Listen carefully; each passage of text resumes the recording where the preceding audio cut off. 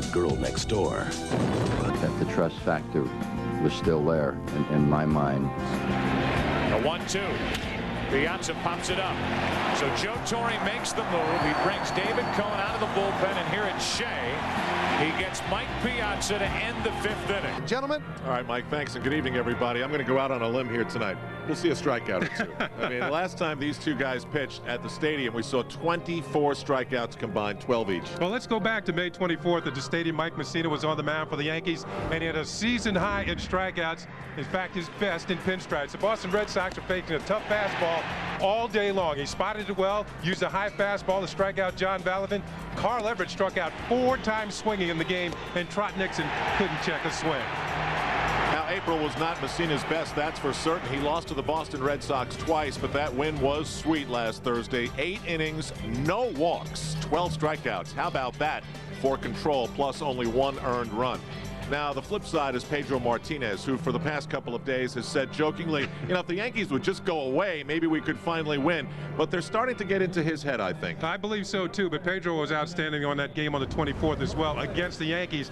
He matched Mike Mussina's strikeout for strikeout. In fact, got Paul O'Neill early in the game. Paul would be back later. Jorge Posada caught looking. In the 5th inning, O'Neill would sneak one through the left side. That would score Scott Brocious the game-winning run. It was 2-1 victory for the Yankees. When O'Neill hit that, you had to see the reaction on Martinez's face. He was like, you hit that to win a game? You've got to be kidding. But his last 5 starts against the Yankees, he's 0-3, and Boston's 0-5. So on a crisp night that feels like October in New England, the Yankees and the Red Sox go at it again.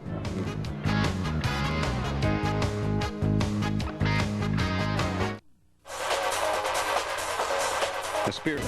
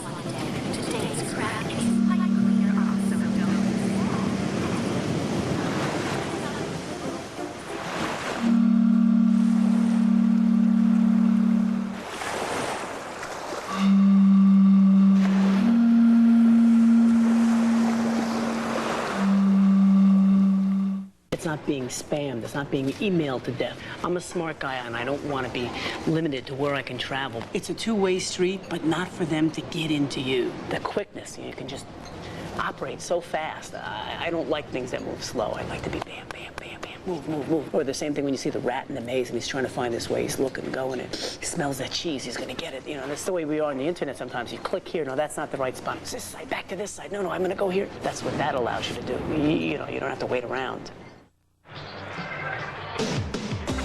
New York Yankees baseball is brought to you by Bud Light. For the great taste that won't fill you up and never let you down, make it a Bud Light. By American Express. Wherever you are, whatever you're doing, American Express helps you do more. By Canon Business Solutions. Digital technology powered by people. And by The Wiz, your ticket to entertainment. It's a windy, chilly night in Beantown. The Yankees and the Boston Red Sox. Pedro Martinez and Mike Mussina. We should see some great pitching here tonight based on their record, their history, and what we saw last week. Chuck Knobloch is digging into the batter's box. He'll be followed by Derek Jeter. David Justice hitting in the 3rd spot again, and this is about him as much as it is Paul O'Neill. Bernie Williams, Tino Martinez, O'Neill in 6th, Posada, Brocious, and Soriano. Defensive lineup for the Red Sox, quickly from 3rd to 1st. It's going to be Hillenbrand, Valentin, Offerman, and Dahlbach. In the outfield, O'Leary, Everett, and Nixon, with the veteran Jason Varitek behind the plate for Pedro Martinez. Jason Varitek, with the Yankees stealing so many bases lately, he's under pressure. He's only thrown out 19% of the runners who have attempted to steal. That's less than 1 in 5. Home plate umpire Mike Winters has broomed off the plate, and we are set to go with another packed house here at Fenway Park. No surprise there. few sprinkles during the day, but they were all short-lived. Basically, it's been puffy white clouds and blue skies. Here we go. Ball one. Chuck Knobloch in his career against Martinez is 7 for 34. That's a .206 batting average. He's hitting .271 on the season. Knobloch skies one to right. Back goes Trot Nixon, and back. Pulling it in over his shoulder with the sun in his eyes. That was a lot tougher than it looked with the wind blowing the way it is. Plus, when you get deep out in right field, the sun comes into play. The wind is blowing from left to right at a pretty good clip, so that had that ball going further and further and deeper in the right field. Watch Nixon just drift and continue drifting until he gets to the warning track and hauls it in. Good play by the right fielder. And the sun comes into play, as you can see. Doesn't have the sunglasses, but still made the catch. You saw the sun flare off the camera lens that's out there in right field. You got an idea of how tough that is, and it's one of those crystal clear days where the sun really cuts through. Well, here's Derek Jeter. Jeter has been really rolling. He has 15 hits in his last 32 at-bats. Career against Pedro Martinez, he's 9 for 39, which works out to be a .231 batting average.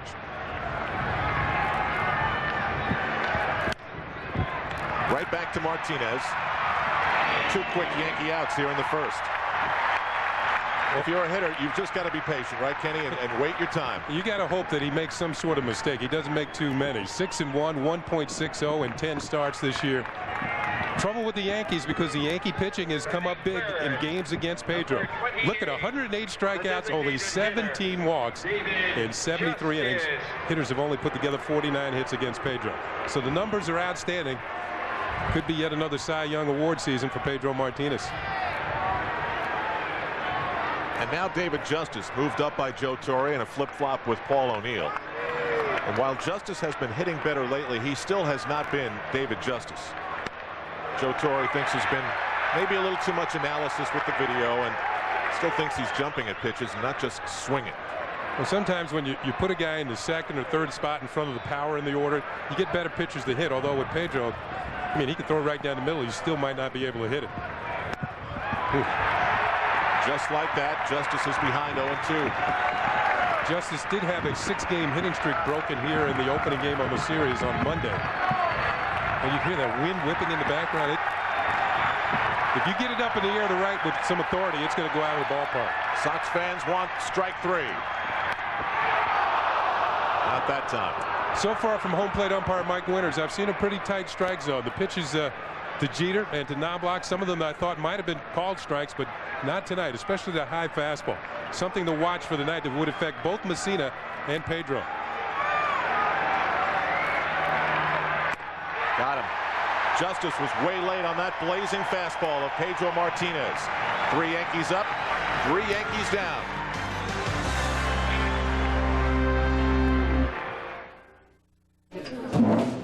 Just trying to help you. Some people are. What you doing? Just paying some bills on Fleet Home Link. How do you do that again? You just click and pay. What you doing now? I'm transferring some funds. Yeah, I got some funds to transfer too. Oh, sorry. Mr. Big Time Shortstop. A little too cool to pay, hang around. Hey. Hey. Paying some bills? Actually, I'm researching a bond fund. Oh, yeah, bond funds. Gotta diversify. Yeah, and on Fleet Home Link? Fleet Home Link with Quick and Riley. You know, you can invest with Fleet Home Link through Quick and Riley? You don't say. Can I be honest with you guys? You're probably my best friends. The #1 source for up-to-the-minute coverage of Yankees baseball and New York sports news is MSGNetwork.com. Log on for the latest scores, exclusive reports, and breaking stories. MSGNetwork.com. More angles, more insight every day. The 32-year-old Moose for the New York Yankees, Mike Mussina, out there throwing his warm-up tosses to Jorge Posada. And in a moment, he will face Jose Offerman, then Trot Nixon, Carl Everett, Manny Ramirez without an RBI for 5 games, Troy O'Leary, Shea Hillenbrand, Brian Dahlbach, John Valentin, and Jason Varitek. Defensively for the Yankees, it's going to be Brocious, Jeter, Soriano, and Martinez in the infield. Now Block Williams and O'Neill in the outfield. Put Jorge Posada doing the catching for Mike Mussina. Highlighted as Yankee shortstop Derek Jeter.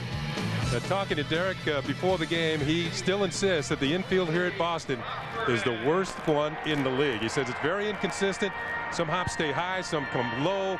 Says sometimes the ball will even bounce side to side as it comes to you. So he says it's not a good infield to play on. This field has always had its quirks. It's not groomed nearly as good as any other ballpark in the American League. Mussina's making his 11th start. He's 5-4 with an ERA that continues to nose downward. And look at the strikeout to walk ratio, 62-8. And 4 of those walks came in one game. Jose Offerman leads off for the Boston Red Sox. He's been a little chilly lately, 3 for his last 16. And you've got to really look hard to find a member of the Red Sox who has great numbers against Mike Mussina. Offerman 7 for 39. That's a 179 batting average off of the Yankee starter. 1-1. That was the pitch that Mussina was very successful with in New York against the Red Sox. That high fastball that he overpowered the left-handed hitters. Coming off a great start, power fastball up in the zone, knuckle curve down in the zone. So the Red Sox hitters have to guard against 2 pitches on opposite ends of the strike zone. There's the knuckle curve. In for a strike. See, fastball followed up with the knuckle curve, and it's hard for hitters to gear up in both ends. You look down, all of a sudden you get the fastball up. You look up, you get the knuckle curve down.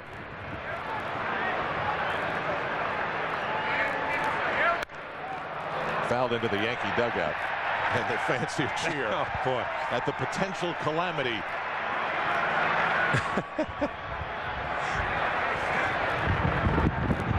You can hear the wind gusting off of our microphones at Fenway Park. Takes a pretty strong wind to blow a huge Old Glory like that. And he struck out. Tagged out by Posada, but it was strike 3 ruled by Mike Winters.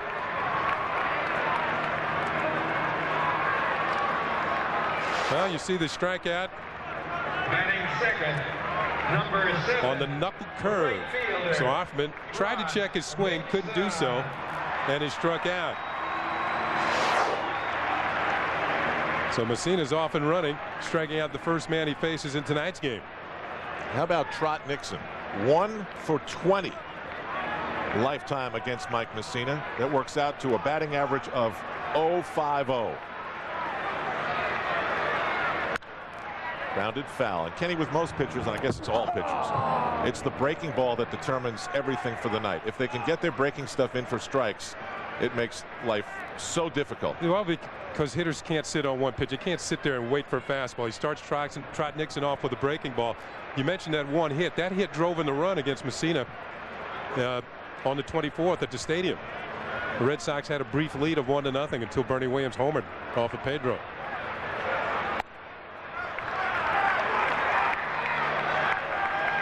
And there'll be a lot of blowing into the hand tonight. Jackets a must.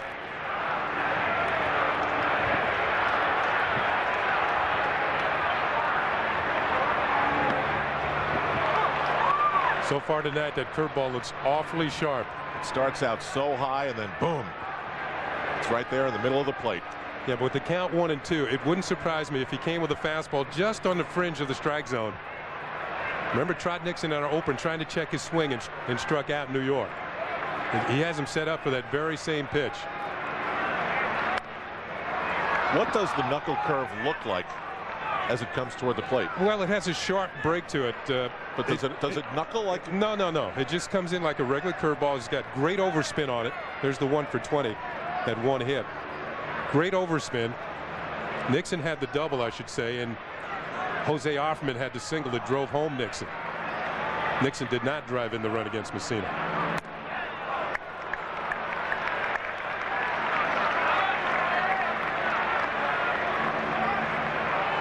If you want to hear the Amigos broadcasting this game simultaneously tonight, you know all about the SAP button.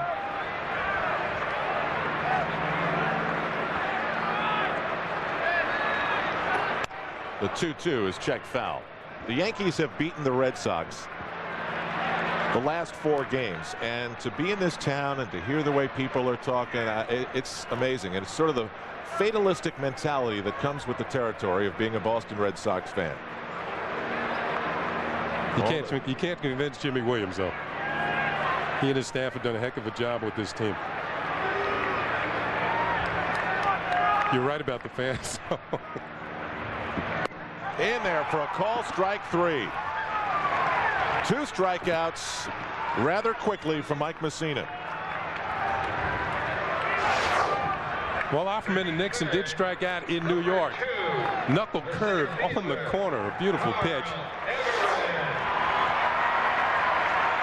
Mike Winters calling balls and strikes. Ted Barrett, Alfonso Marquez, and Steve Ripley around the diamond. Mussina had a strikeout, at least one in every inning in the game he pitched against Pedro in New York. How about these numbers for Carl Everett? 0 for 6, 5 strikeouts.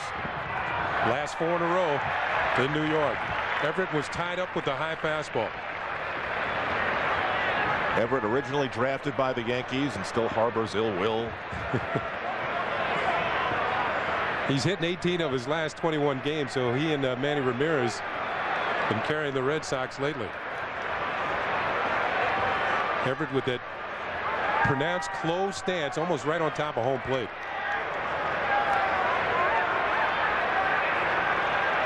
Big swing, 0-2.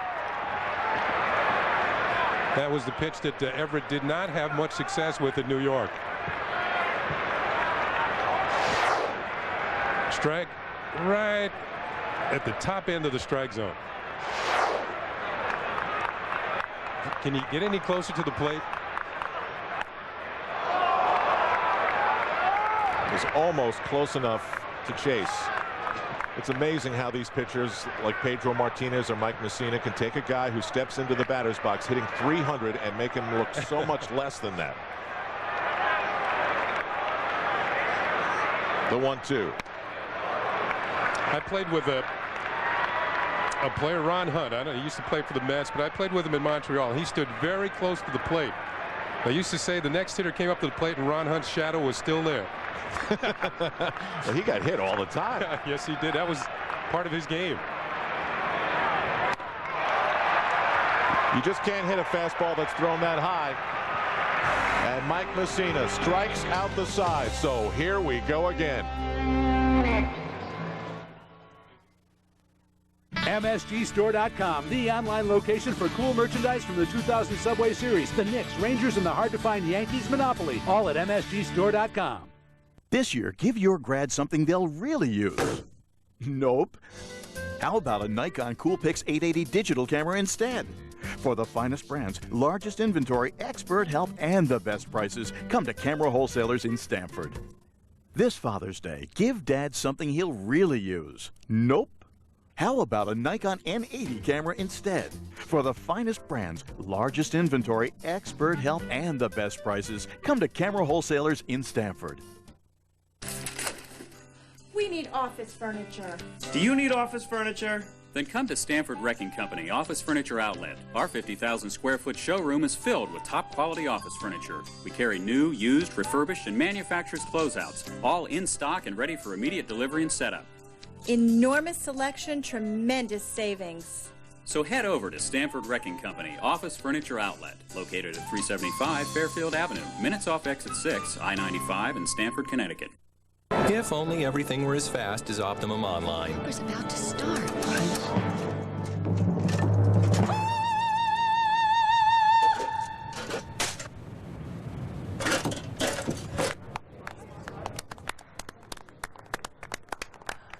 Optimum Online. It's the fastest internet access you can get.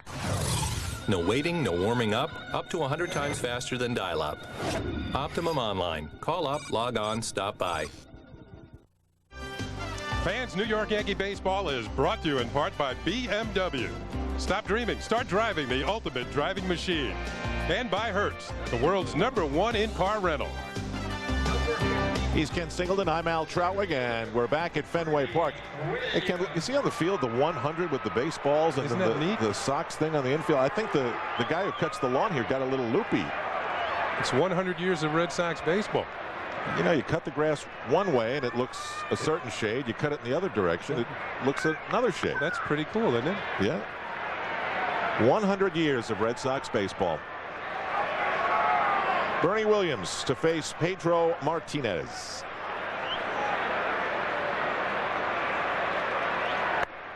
You know, a lot of people think the Red Sox were really the Red Stockings, but that's not true. In the early 1900s, the Red Stockings became the Boston Braves eventually, and the moment they dropped the name Red Stockings, the owner of the Boston team then said, we're going to be the Red Sox in this town for good.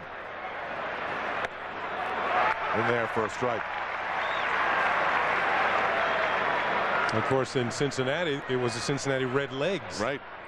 And you really have to struggle to see whether Pedro's got Red Sox, White Sox, or any socks at all. He's got the pants down so long. Bernie looks helpless swinging at that pitch. A couple of crackling curveballs and then a two-seam fastball moving away with a lot on it. Bernie's 10 for his last 33, so he's starting to come on a bit.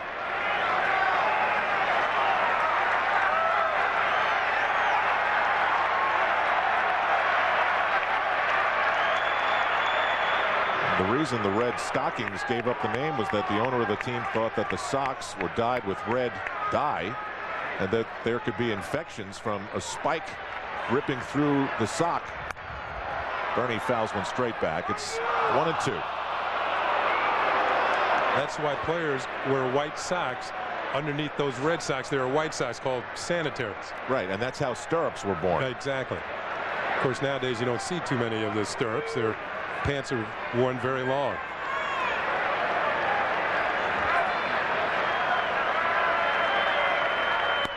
Ooh, Bernie thought about it. That pitch had a huge break in on the hands. It's 2 balls and 2 strikes.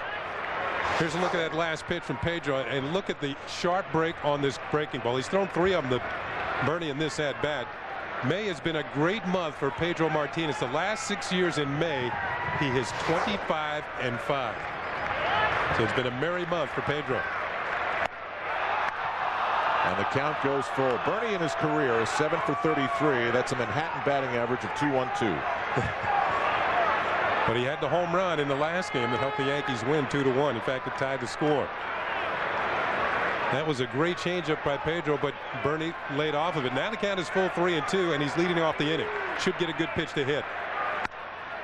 Bernie grounds a foul. You heard Paul O'Neill talking in the pregame about hitting against Pedro Martinez and also about the walk that he got off of Armando Benitez in the World Series. You really are just trying to prolong the experience until you get something you can do something with. Or the pitcher misses and he walks you. And that's what Bernie's in right now. 3-2 leading off the inning. And Martinez is wild outside, and Bernie Williams draws a walk. And you never know in a game like this whether that's the one mistake that leads to 1 run, which in a game like this matchup can certainly be more than 1. It's the New York Marriott Marquee matchup, and it's Broadway's biggest hit. The Yankees ERA very similar to the Red Sox. The batting averages are the same, but look at the home run difference. 15-4, and in fact over the last 2 seasons the Yankees have out-homered the Boston Red Sox. This is unbelievable. 19-0, 19-0 here at Fenway Park. So the leadoff man gets walked. You had to hear Joe Torre talking to the media before this game. He said, you know, when they're on the mound, these two, it can really deceive you. You get a guy at second base with nobody out. You get a runner at third with nobody out, and they find a way, pitchers that are this good, to pitch out of it. Strike 1 to Tino Martinez. In the game in New York, Tino Martinez and Derek Jeter were the only Yankee starters not to strike out against Pedro Martinez. That's an achievement in itself.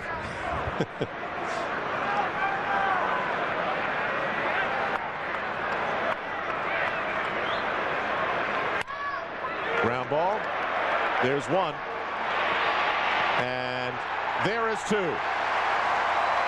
Pedro Martinez issues the leadoff walk, and for a mortal man, that would be trouble, but not for him in this spot. Offerman almost threw the ball away at first base. Now Valentin gets it to him. Looks like a pretty good toss right across the bag. But watch the throw in the dirt. He's scooped up by Daubach, holds on to it, and Tino's out for the double play. Looked like Offerman had plenty of time, just didn't get off a good throw. Looked like he had trouble getting it out of his glove. Offerman was wincing a little bit. Maybe there was a sting. I don't know, from the temperature being chilly. Now Paul O'Neill. O'Neill was so huge in Monday night's win here at Fenway Park with a home run, a monster shot off of David Cone, and a key late inning double. And O'Neill strokes a single to center field.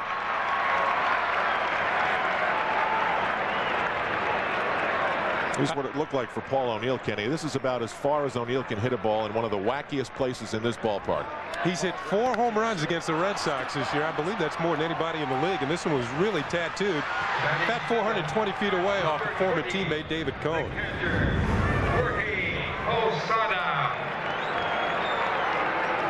Now it's Jorge Posada, only 2 for 21 in his career off of Pedro Martinez. I don't know if O'Neill was watching the previous hitters. I'm sure he was, but Pedro Martinez started Bernie Williams off with a curveball, and you know, sometimes you watch the hitters before you and you say, well, he might start me off with one, and he ripped the curve in the center for a base hit.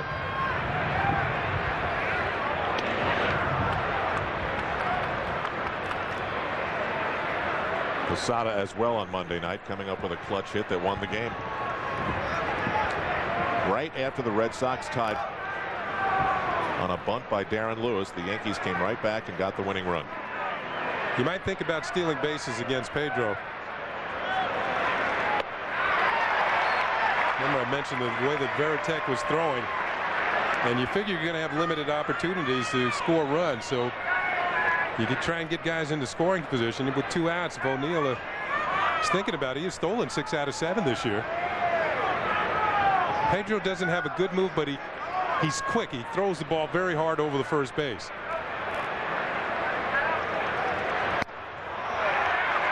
Well, he jumps all over Jorge Posada, who questions Mike Winters on strike 2.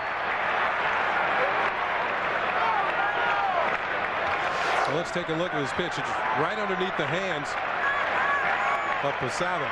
That's close. It's borderline, but Pedro got the call. Well, if Pedro throws 95 to the plate, I bet he throws 85 to first base. Not too many guys rifle it over there as fast as he does. You're right.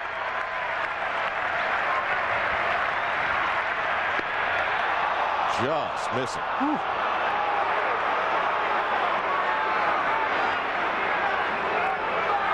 Five and 5 lifetime against the Yankees.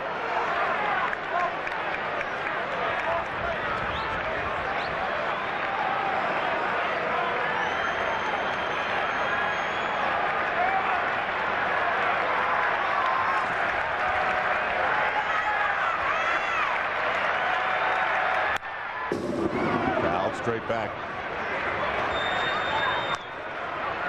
We mentioned Monday night. Here's how Jorge Posada did it off of Rich Garces. Drive to the gap in left center field will score the go-ahead and winning run. That's a Corona Extra Effort Award as O'Neill scores. Goes to Jorge Posada.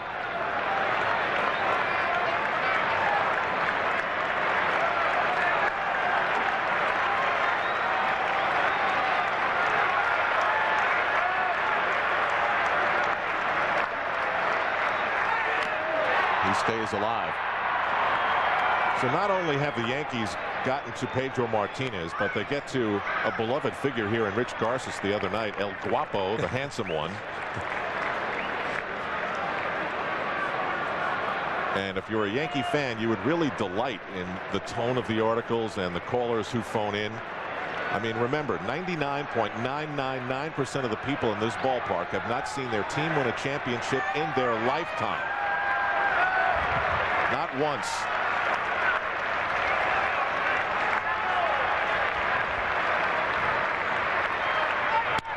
Posada sends this one toward the seats, prolonging the at-bat, still behind in the count. He spoiled a very tough pitch. Now, the last time the Red Sox won the championship, Babe Ruth was pitching for the Boston Red Sox. And won twice. And then they sold him. No, Nanette. Posada just fouled off a very tough changeup.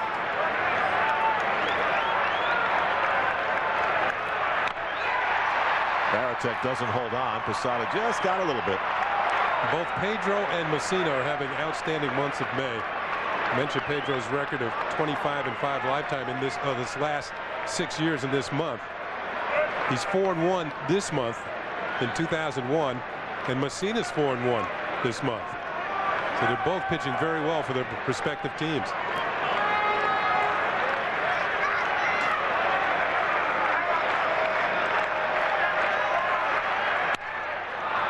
It's a longer bat, but Posada can't regain any advantage. And the Yankees will see a lot of Pedro Martinez. They already have. They'll see more next Monday night if the rotations stay on schedule.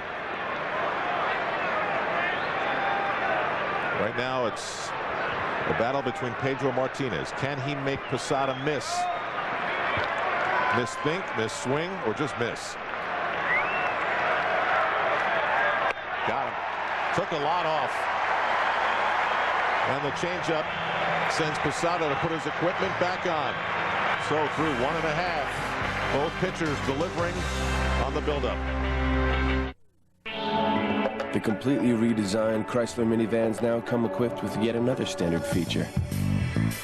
Because Consumers Digest named Voyager a Best Buy, and AMCI called Town & Country the best minivan ever. Now get a $2,000 cash allowance on Chrysler minivans. So get to your Chrysler dealer today, because with award-winning values like these, you'll be the one with something to brag about.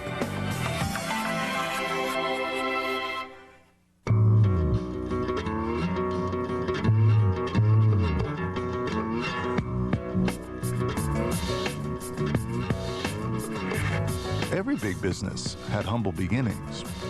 That's why you need a bank with a vision as big as yours. Right now at the Dime, we're working with one company that, well, just you wait. No matter what size your business is today, you're worth more at the Dime. Hey, how was your business trip to Chicago? Good. How was your week off? Great. My friends and I went to the beach. Really? Yeah, we rented from Hertz.com. Found their best rates, special offers, and it was really easy to use, too. Maybe we should try it this weekend. We.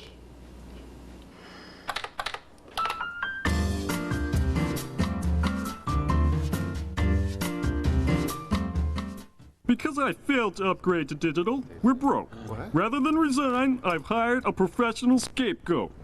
Thank you, thank you. Yes, it was all my fault. If business were that easy, you wouldn't need us. Update your office technology with Canon Business Solutions.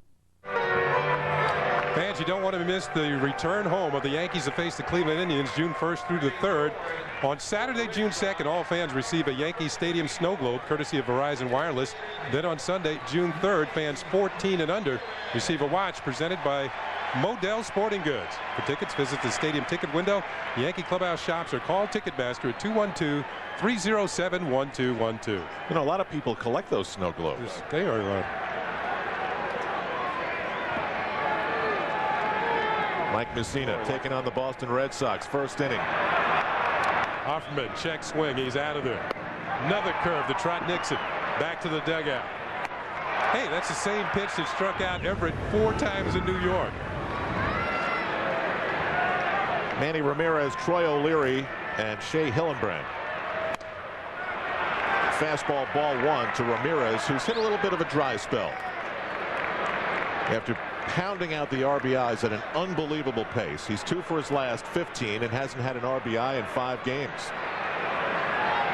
You mentioned the unbelievable pace. How about 31 runs batted in April to get off to a good start?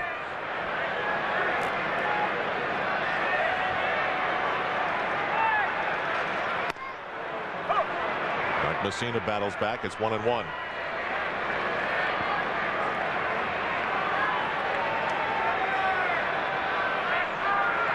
Mussina and Pedro, 12 strikeouts apiece last week at the stadium.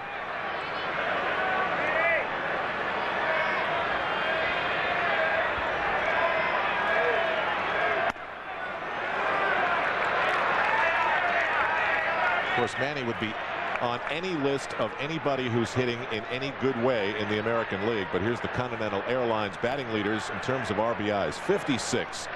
Alex Rodriguez next, and then the very surprising Brett Boone at 48, tied with Juan Gonzalez. Ramirez at third, off the glove of Brocious. It was hit hard, but we've seen Scott Brocious make that play hundreds of times. It could have been this wacky infield. Brocious going to his left. In fact, Derek Jeter mentioned to me the other night, before the game tonight, that Brocious had a tough play the other night that he couldn't handle. It hasn't been scored as of yet. I believe that's going to be an error. There it is. What timing we have. So an E5, and remember, in terms of scoring runs, everything is amplified in terms of its importance in a game like this.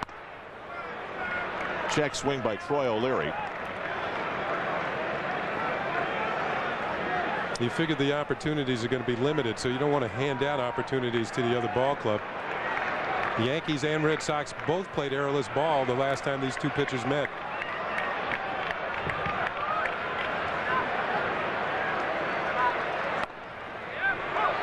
One ball and one strike. The Red Sox are a team with issues. You've got Troy O'Leary, who's not happy with his playing time. You've got Dante Bichette, not happy with his. You've got Jimmy Williams, whose contract expires at the end of this year, and his sometimes tumultuous relationship with the general manager Dan Duquette.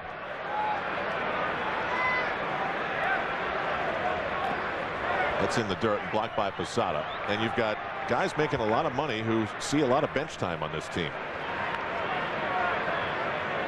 I think a lot of that would be helped if Manny Ramirez could play a little bit more in the outfield. He hasn't done so this year. You know, they could use other guys in the DH slot, but Manny's been bothered by the hamstring problems both last year and this year. So he's been relegated to the DH spot. You know, sometimes you can rotate DHs, and you know, guys get, oh, I'm the DH today, I'm going to play. You know, that makes guys happier. Dahlback could DH. Bichette could DH. And now Mussina way behind, 3-1. Imagine paying $180 million for a guy who was going to play 8 minutes a day for you. Only play half the game. It's unthinkable, really.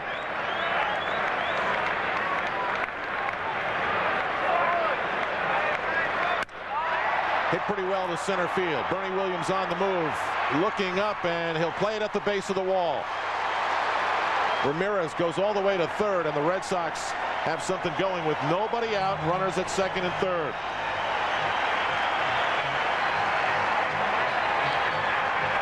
Well, the air kind of opened up the door, and the Red Sox are trying to step through. O'Leary gets a pitch out over the plate and drives it to left center field. Man, good piece of hitting. He really went out and got that one. Drove it over the head of Bernie Williams at center. All he could do is play the carom, and gets it back in quickly enough to hold Ramirez at third base. Bernie played that well. You see, as it comes off that part of the wall, it's going to go to the left. If it hits to the left, it's going to go to the right. So if you don't think you can catch it, you've got to give yourself a lot of room and back off.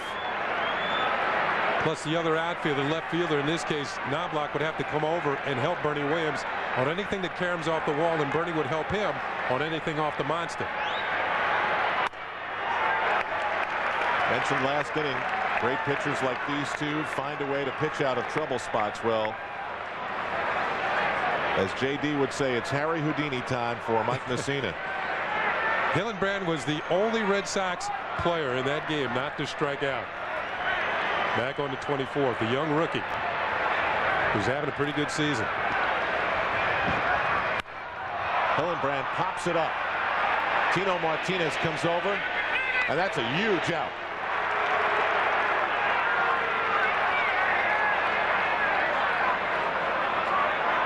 Looked like Hillenbrand got jammed with a fastball. That young man's going to swing the bat. He doesn't walk very often, so he's swinging. Here's Tino coming into foul territory. Got a beat on it. Will make the play easily. So the runners will hold at second and third. Kenny, we brought this up last week. As fascinating as it is to watch these pitchers strike guys out by mixing up speeds and location and which pitches they throw, it's as equally fascinating to watch them try and wiggle out of these jams. Brian Dahlbach. And Dahlbach sends one very high to right center field. Williams and O'Neill converging, and it's a ground rule double. Into the Red Sox bullpen. That thing was hit hard.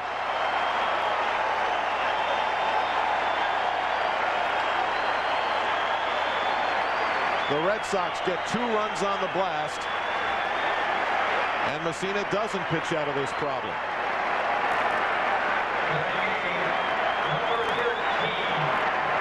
Well, Dahlbach got one up in the wind that scored the 2 runs. That was a breaking ball in the middle of the plate, and it falls almost equidistant between Bernie Williams and Paul O'Neill and hops into the bullpen. So the ball comes straight down between them and into the pen. So on a night like this, 2 runs feels like 5. Another ball hit hard off the bat of John Valentin, but Bernie seems to have it, and he brings it down. Dahlbach will advance to third. Now, we've always talked about getting that leadoff man out and how it helps a pitcher. Opponents have scored in 12 of the 15 innings against Mussina. When the leadoff batter gets on base, that's 80% of the time they score. But this time the Yankee defense helped the Red Sox score by putting that leadoff man on with an error.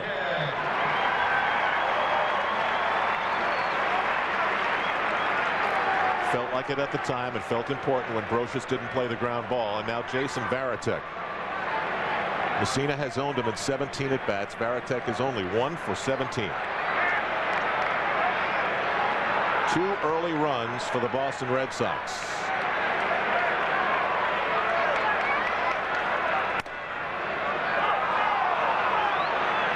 One thing about the fans here at Fenway, they are so into it.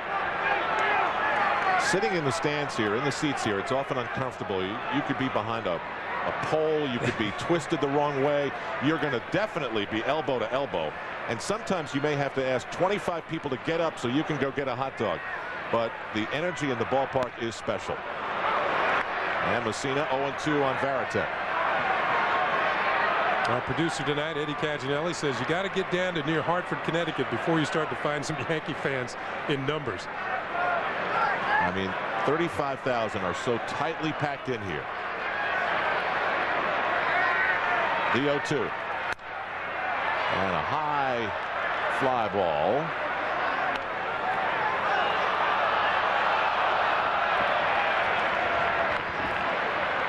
Once again, Yankees Rewind is back.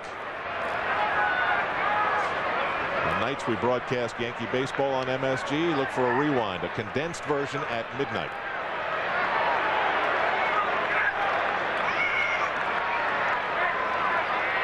Gets him. Varitek had no answer for that high fastball. But after striking out the side in the first, Mussina is undone by a leadoff error and then a big blast from Brian Dahlbach. 2-0 Sox.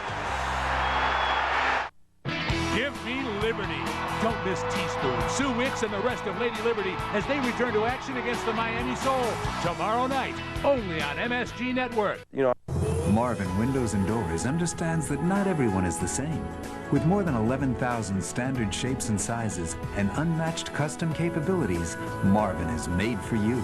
From the elegance of a French door to the revolutionary wood and clad ultimate double hung window, you'll find a design that fits, no matter how you work or play. Marvin Windows and Doors, made for you. Visit Rings End Lumber in Darien, Bethel, and New Milford, Connecticut, and in Lewisboro, New York. The Saturday Night New Classics, movies so powerful, they're a part of you. With all the great lines you know word for word. I feel the need for speed. Of course, I'm an excellent driver. There's no crying in baseball! Remember why you love movies with the Saturday Night New Classics at 8 Eastern and Pacific on TNT. To learn more about the benefits of local cable advertising, call Cablevision Advertising at 750-5703 today. Designing your dream kitchen? Let Sub-Zero turn it into reality, starting with the 600 series. Its quality is unparalleled in the industry. The Sub-Zero 700 series, allowing you to place your refrigerator anywhere you want it, anywhere you need it, fitting seamlessly into your cabinetry. Sub-Zero, a part of beautiful kitchens for more than 50 years. See it now at County TV and Appliance on Summer Street in Stamford. Some nasty-looking gray clouds making their way over Boston. We're back at Fenway Park, where the Red Sox have grabbed a 2-0 lead over the world champions. Pedro Martinez, out of our American Express quotebook, said, "I wish I'd never see them again. I wish they'd disappear from the league. Then we'd be winners." He said it with a smile on his face. Pedro Martinez on the Yankees. He's a fun guy to talk to. He really is. He also said that it's tough being a star. Right. Well, Pedro's got to be one of the happiest guys in Boston right now. He's been staked to 2 runs. And when he pitches, that's a huge deal. When your ERA is what his is, 2 runs is a win. He'll face Scott Brocious, who has an amazing lifetime average against Martinez.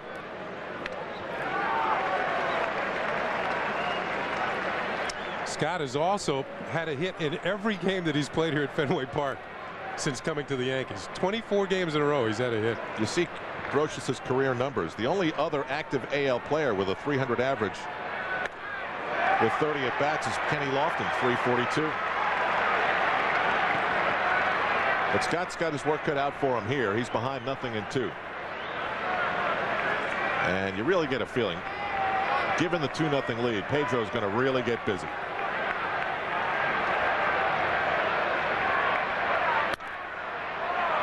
That one's to the roof. We take you back to September 9th, a Saturday afternoon.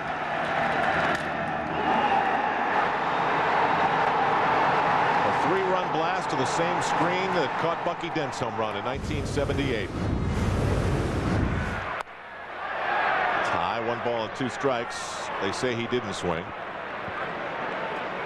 That's Ted Barrett, the first base umpire. Kenny, we have a chowder delivery. Oh my goodness. Our food tour continues.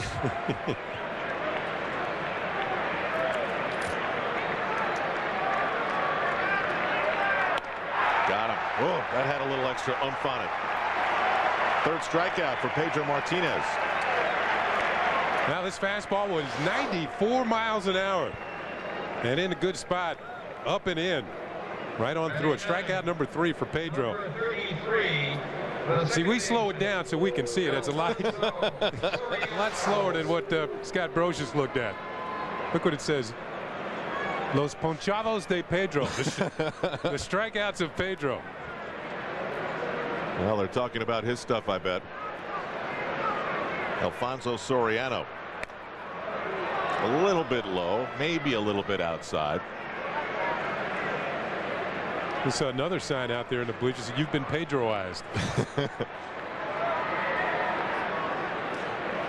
At what speed do you think it is that you can actually hear the ball? There it is. You've been Pedroed. Pedroed, yeah. What speed is it do you think you can start hearing the ball? You know.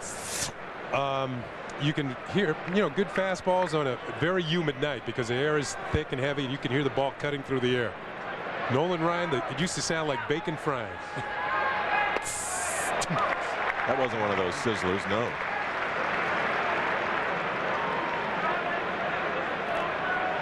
His was the loudest that I can remember.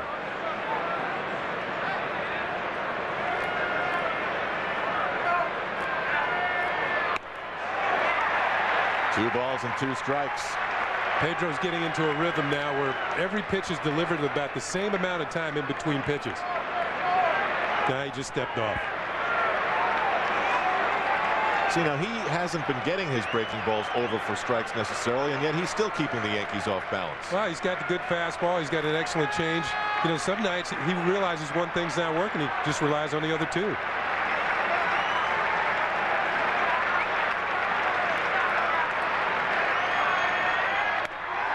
When he gets 2 strikes on you, you are in serious trouble. He has struck out now 3 straight Yankees. High fastball away that Soriano cannot catch up to. I want to remind remind you about MSG Sports Desk each and every night here on MSG. And as always, there's a lot to talk about and show you in the world of sports. It's the MSG Sports Desk each and every night at 10:30 and after the game at all times as well, right here on MSG. Up and into Chuck Knobloch, who got hit twice in Monday night's game. And he's been hit 3 times in the last 2 games. He got hit in Cleveland. Chuck has been hit now 7 times on the year, which of course leads the Yankees.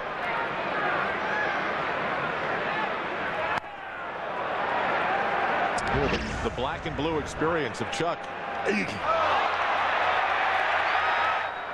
Move, Chuck. Oh.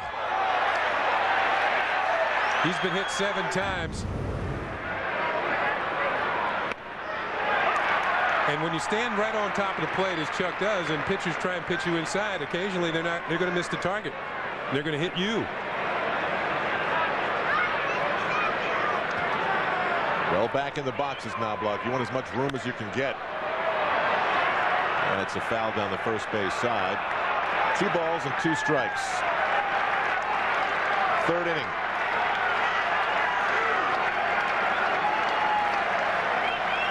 It is chilly. Believe it or not, there are 3 players in the league been hit more than Chuck Knobloch. David Eckstein of Anaheim, Olmedo Signs of Oakland, and the big cat Andres Galarraga of Texas. Well, he's a big target. Well, plus he kind of steps into the plate too. Has that wide open stance and swings towards the plate, and that's why he gets hit quite often.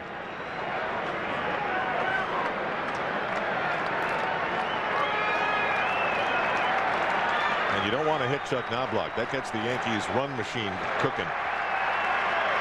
Full count delivery upcoming from Pedro. He has struck out 3 straight Yankees.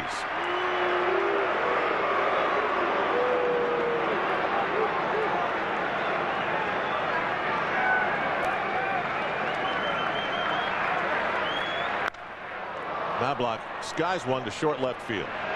Troy O'Leary pulls it down in front of the monster. So the Yankees have gone 3 and haven't generated much. They trail 2-0 to Pedro and Austin.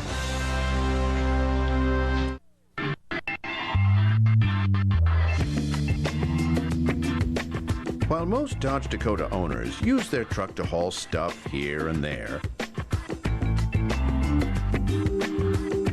a certain forward-thinking California town has found a different use for their Dakota. They use it to haul down speeders. Dodge Dakota. Different. Now get a $2,000 cash allowance or low 0.9 financing on Dodge Dakota.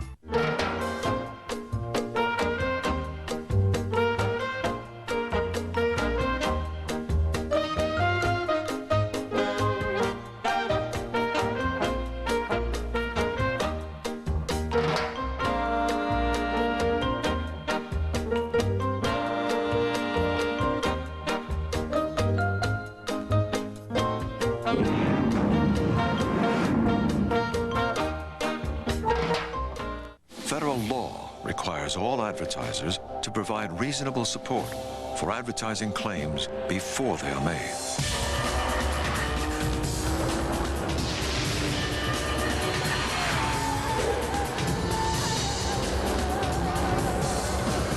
Was that reasonable enough?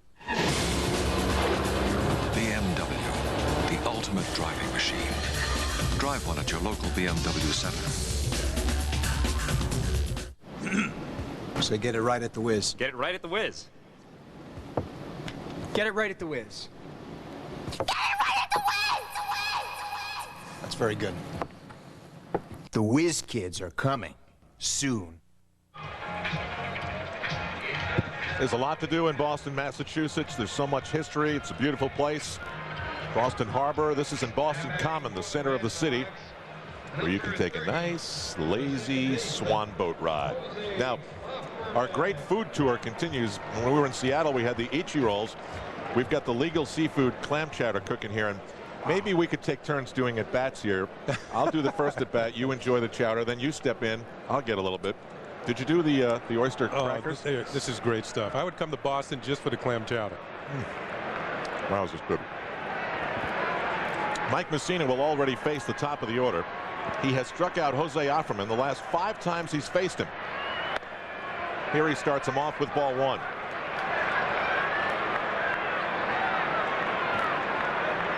See if Mussina changes his pattern at all. Struck him out with a knuckle curve in the first inning. There he breaks the schneid. But once again, the leadoff man is on, and as we pointed out statistically, for whatever reason, that's not a good thing for Mike Mussina. Offerman's been bothered by leg problems the last couple of years, although he did steal a base this year, so he might be coming out of it. The right fielder, Trot Nixon was called out on strikes in the first inning. Mussina struck out the side.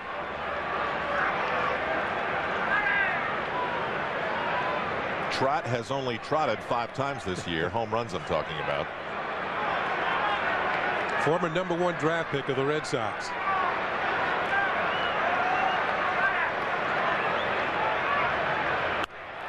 He pushes a bunt, and it's perfect. It advances Offerman, and Jimmy Williams doing exactly what you would think a manager would do with 2 pitches like this in the game. Well, Carl Everett really had problems with Mike Mussina of late. Let's go back to the stadium. On the 24th, 1 strikeout. How about a high fastball again? How about another one? I mean, the high fastball has gotten him each and every time, and then tonight, look up. Got him. Another high fastball. 5 in a row. Those are not good career numbers. 0 for 7, 6 strikeouts. Anybody ever do that to you? There must have been somebody. I didn't hit Ron Guidry very well. But see, as a hitter, even if someone did do that to you, you would want to erase that tape. You know what I mean? Just maybe that's why I don't remember. Forget that stuff. Yeah. Didn't hit Jack Morris very well. The 1-0. That's hit well. Knobloch back. And he gets a big bang off the green monster and fires it into second base. And he's out. Even when Carl Everett gets something good happening, it turns out bad in the end. There was no reason to take that extra base to draw a throw. And Knobloch looked like he's played in front of the monster for years instead of days. Well, Chuck Knobloch has done an outstanding job of becoming an outfielder. He's among the league leaders in assists, and this is a perfect 1-hop throw to second, and Soriano applies the tag on Everett. He was out by a mile. I mean, he played this like Carl Yastrzemski would have played it. And a perfect throw to second. Everett's thinking, I got 2. Hear the ball bounce off the wall, and no, he doesn't. Ball's waiting for him. Ouch on the tag. Strike 1 to Manny Ramirez. You know, the weird thing about playing the monster is that you'll get a bounce off the green stuff, but once you start dealing with the manual scoreboard, I mean, if you put a ball, like let's say in any one of these spots that's indented, you could get a really strange bounce. How about if it hits one of the lights which are rounded? You know what I mean? 1-1 as Ramirez gets pushed back a little bit. Yeah, but if it hits one of those balls, it's going to go who knows where. But that's the beauty of the green monster. It adds the unpredictability. Plus, there are about 1 million dents in that ball out there too, from shots like Everett's. Good play by Chuck Knobloch.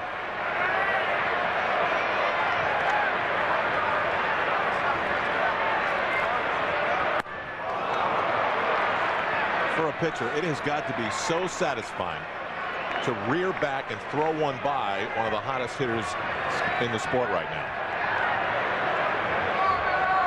1 ball and 2 strikes to Manny Ramirez. Sox adding a run. They're up 3-zip.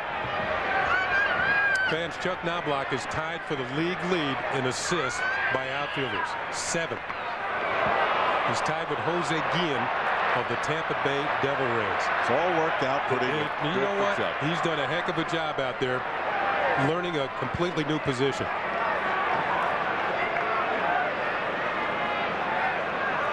Posada doing a good job of blocking this knuckle curve in the dirt. Looked like it got him on the side of the mask, and he was down a little while. Here's another look at the delivery. When you're catching, wear all of your equipment.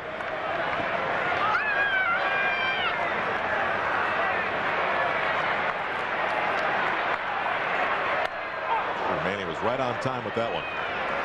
So the count remains 2 balls and 2 strikes.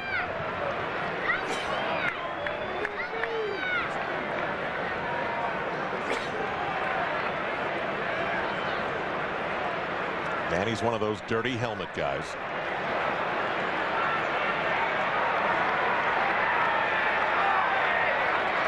That's one of the reasons why it gets so dirty. He touches that pine tar glove to it 4 or 5 times in at bat, and then don't dare clean it. High back and straight over our heads. I would want the clean helmet. You're styling. You would be styling. Okay. See, that's the helmet of an everyday ball player. A cleanup hitter. He cleans the bases, but he doesn't clean his helmet. Right.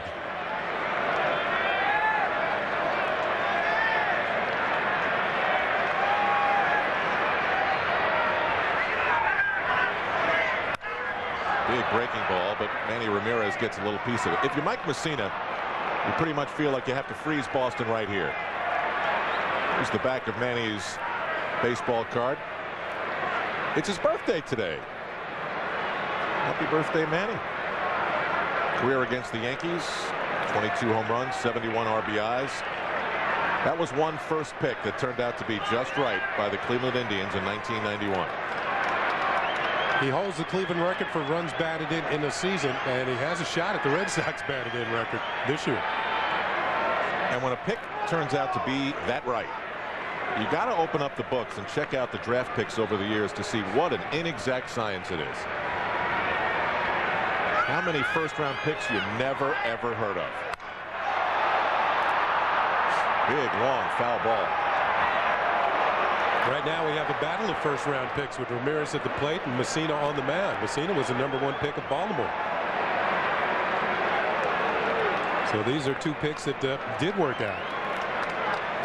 In fact, the Orioles picked Mussina twice.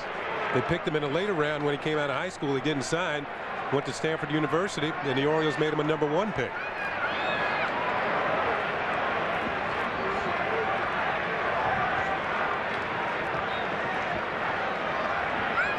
Something flew into the batter's box. So a long confrontation here between these two.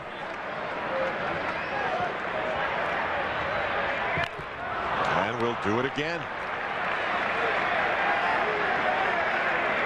I think we had a note in New York about Manny Ramirez that he fouls off more pitches than anybody in the league.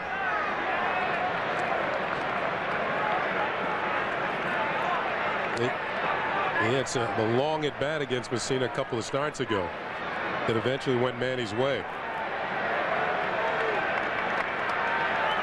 I mean, he's seen the fastball. He just has to gear up a little bit more. To right field. Back goes O'Neill. Right on the edge of the track. He reaches up to pull it down. But Carl Everett blasted one to left field, and that makes it now 3-0 at Fenway Park.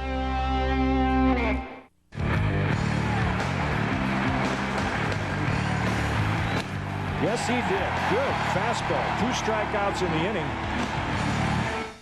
Come to the European Boutique on Madison Avenue in Bridgeport for the very best in children's clothing and shoes. Wonderful clothes for newborn to size 16, girls and boys for everyday and special occasions. Delightful dresses for christening, baptism, flower girls, communion, bat mitzvah, and holidays. Handsome suits for your special young man. Find the perfect shoes, gifts, favors, and accessories. We carry the best designers and the latest fashions, domestic and imported. The European Boutique on Madison Avenue in Bridgeport, where the best dressed girls and boys get their clothes and shoes. You can't afford the time needed to drive yourself or wait for the bus. You need a Teddy's chauffeured town car. At Teddy's Transportation, we understand what's really important to you. Having a reliable and efficient fleet of cars is why Teddy's is the best. Because Teddy's knows that your most important meetings are the ones you come home to. Congratulations, Teddy's, for being recognized nationally for quality and safety in chauffeured services.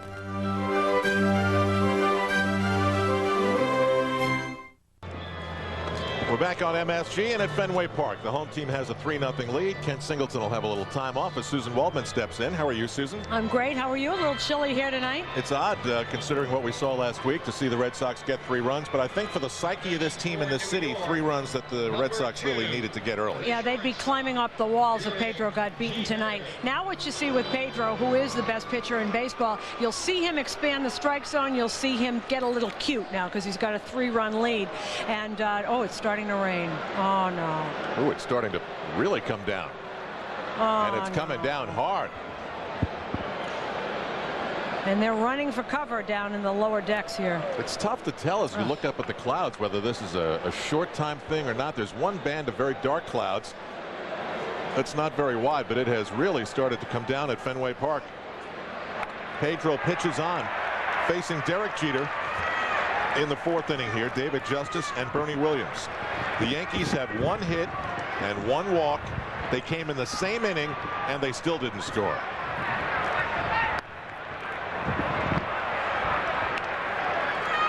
One and 1 to Derek Jeter. Susan, I don't know if you read in the papers today, but back in New York, both tabloids reported that Derek Jeter had fly ball down the right field line. Could be playable out there for Trot Nixon, and through the rain he brings it down. But Derek Jeter had said no to Barbra Streisand's former home and that he had purchased a $10 million home in Donald Trump's new big tower on the east side. I asked Derek if it was true and he looked at me like I had 3 eyes. He said, I haven't bought anything. I don't know what the Streisand thing is all about. No, not true. You know what? That is so un-Derek to buy a 10. That is so un-Derek. Well, he's got the cash, but I mean, it's so odd to see something reported in both papers and it's wrong. Well, gee, that would be a surprise. That would be a shocker. So that's not a good source wherever they're getting that from.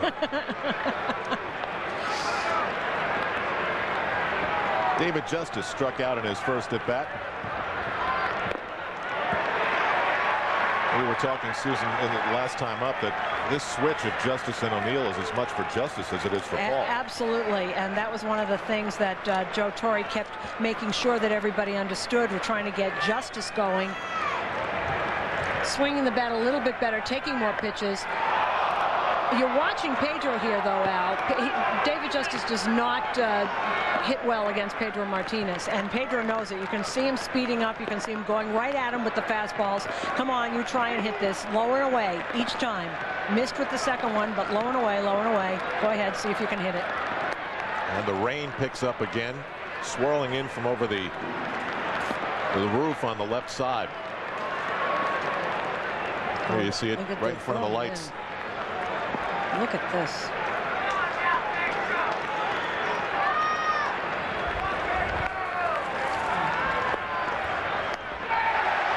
And David Justice can do nothing but flail away at that pitch. Pedro has now struck out 5. Look at this. Low and away. He knew exactly where to put that ball. That, however, is the same pitch that Paul O'Neill hit into left field to win the game the last time they faced it. Well, it's time to check out the latest from the Duck people. Who was the last Red Sox pitcher to win 5 games in one season versus the Yankees? You got any ideas about that one? How about Louis Tion? Does that sound good? No, against the Yankees? Yeah. Gosh. Who used to have good luck against the Yankees? Strike 1 to Bernie Williams. 2 outs and the base is empty. Bernie walked to lead off the second inning, and seconds later Pedro Gatino Martinez to hit into a 6-4-3. That man's prepared, but we're waiting for his partner there to get ponchoized.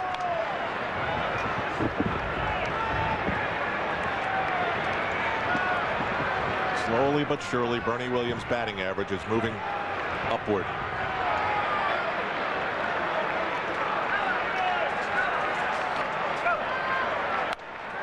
Wow, that looked like it curved right back over the plate.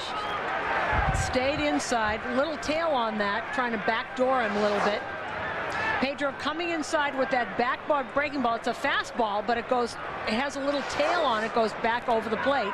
I don't think if you're in the batter's box it's a little tail. I think it's probably a very big tail. Oh, Bernie dances out of the way.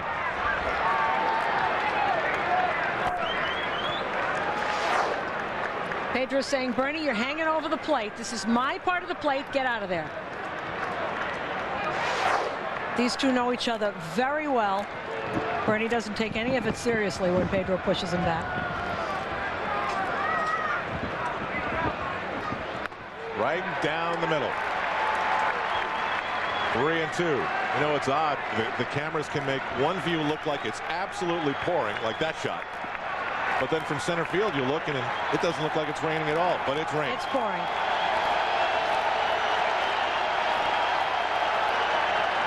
They want the strikeout here at Fenway. They got it. 6 strikeouts for Pedro Martinez. He's been given a 3-0 lead, and he'd like to try and take a win.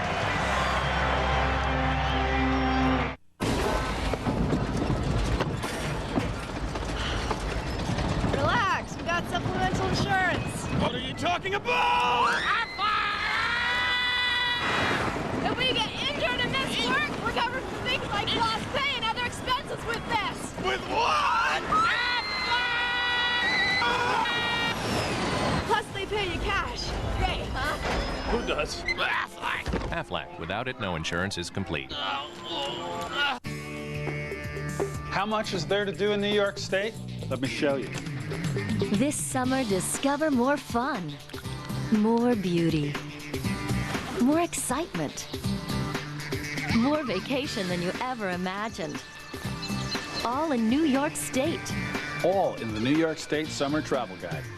There's more to do in New York State. Call 1-800-I-LOVE-NY for your free copy. The #1 source for up-to-the-minute coverage of Yankees baseball and New York sports news is MSGNetwork.com. Log on for the latest scores, exclusive reports, and breaking stories. MSGNetwork.com. More angles, more insight every day. New York Yankees baseball is brought to you in part by Aflac. Without it, no insurance is complete. And by Heineken. It's all about the beer. Heineken.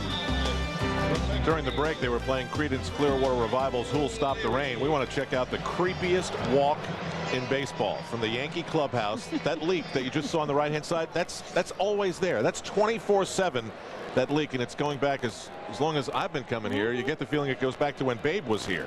The floors creak. It's always full of water.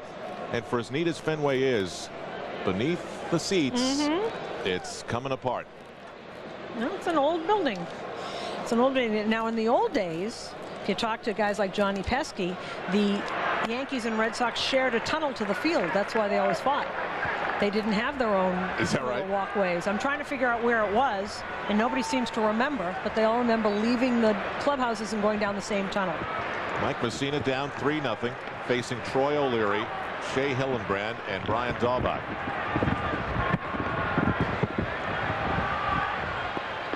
And now the rain has restarted. This is the 3rd time it's been coming down.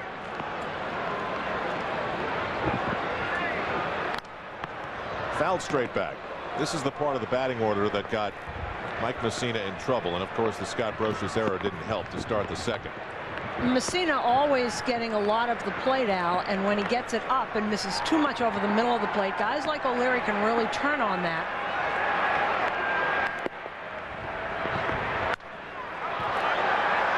Straight back and over the roof. That was that same kind of pitch that O'Leary had bludgeoned to center field his first time up. He just got underneath it, fouled it back.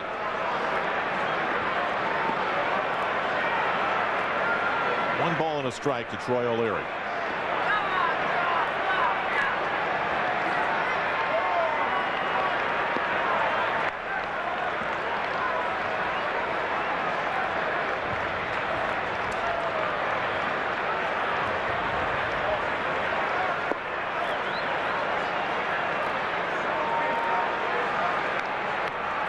It's amazing how when the leadoff guy gets on, like it happened in the 2nd inning in a game like this, you just felt that was going to lead to a run, and it actually led to 2. And the leadoff man got on in the 3rd. Bang, run number 3.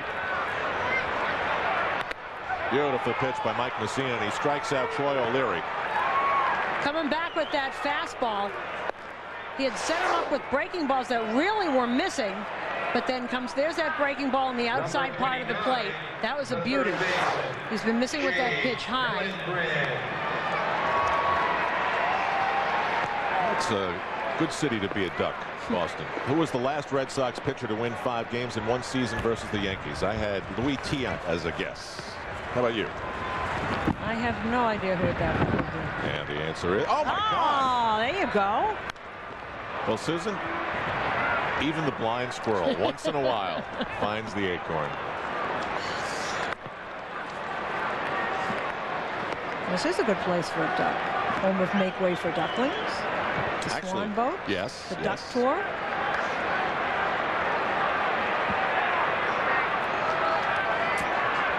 Oh-1 to Shea Hillenbrand. This is obviously a fabulous athlete. He has stepped up from Double-A and played great at third base with the injury to Nomar Garcia-Parra. He was also all-state soccer in high school in Arizona, where he grew up.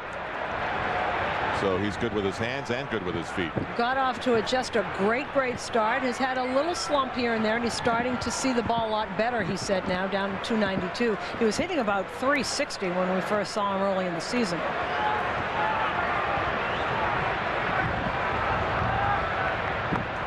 Did he go? No, he did not. Trying to get Hillenbrand to go on that curve on the outside part of the plate.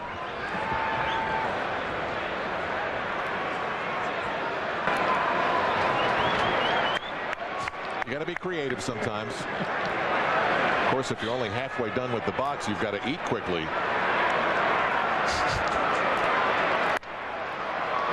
One third baseman to the other. Shea Hillenbrand is retired, 2 away. And that's that one play that Scott Brocious has patently gotten down. And the plays that he's had trouble with this year, Al, seem to be going back. Like this one, going right to his left. Oh, that one goes in on that. That's this play. I thought we were going back. Okay, that's this play. Going in on it, he seems to have all the stamina from last year. It's when he's going to the side and going back that he seems to have had trouble this year. A big gust blows through Fenway. We're losing papers rapidly. Yeah. Here's Brian Dahlback. His double drove in 2, the first 2 in the game. Dahlback was one of those great stories. After like almost a decade in the minor leagues, he had a fabulous year hitting 300 2 seasons ago. Last year he came down to earth a little bit. Now the question in the press box, as we were watching that first at bat, because there's a lot of people in that press box tonight from Boston and New York, with a man on second and first base open, and John Valentin coming up afterwards batting 132. Do you walk a Brian Dahlback, who has 5 hits and a homer, off of Mussina coming into tonight's game? Before we could even really argue that for too long, Brian Dahlback hit an RBI double. He is a great story, though. Worked on his glove, worked on playing first. 2 balls and 2 strikes. He's got an interesting beard, too. You're talking high maintenance with that beard. You think that's on purpose, or do you think maybe he just can't grow a regular beard? Well, I don't know. I mean, but he's got to spend a lot of time on that thing every day. Sort of outlines the jaw. You got to have the right jaw. Mike Mussina strikes out Brian Dahlback looking. So he avenges a couple of hits from the last time they faced, but it's still 3-0 Boston. Right now, during Kia's Great May Sales event, you get more for less. Like the Kia Optima. It comes with a 10-year, 100,000-mile warranty and is available with more features. A V6 engine, dual front and seat-mounted side airbags, and leather interior. All this for a whole lot less. Because right now, we're offering 1.9% financing, which means the more you wait, the less chance you'll have of getting a great deal during Kia's Great May Sales event. Ends May 31st. Free fries, free fries, free fries, free fries, free fries, free fries, free fries. Whoa, who's this fries guy? No, not a guy, my friend. McDonald's fries. That's cool. The scrumptious crispy chicken and chicken McGrill sandwiches. We're so sure you'll love them, we'll give you a free medium fries just for trying one. Free fries, free fries. fries? Getting hungry? Well, actually, go ahead. Free fries, free fries, fries, free fries. Who makes the best minivan? With multi-stage airbags, available side airbags, four-wheel ABS, and an advanced safety cage body structure, it's safe to say Dodge Grand Caravan is the best minivan ever. See, compare, drive, Caravan. Now with a $2,000 cash allowance or low 0.9 financing.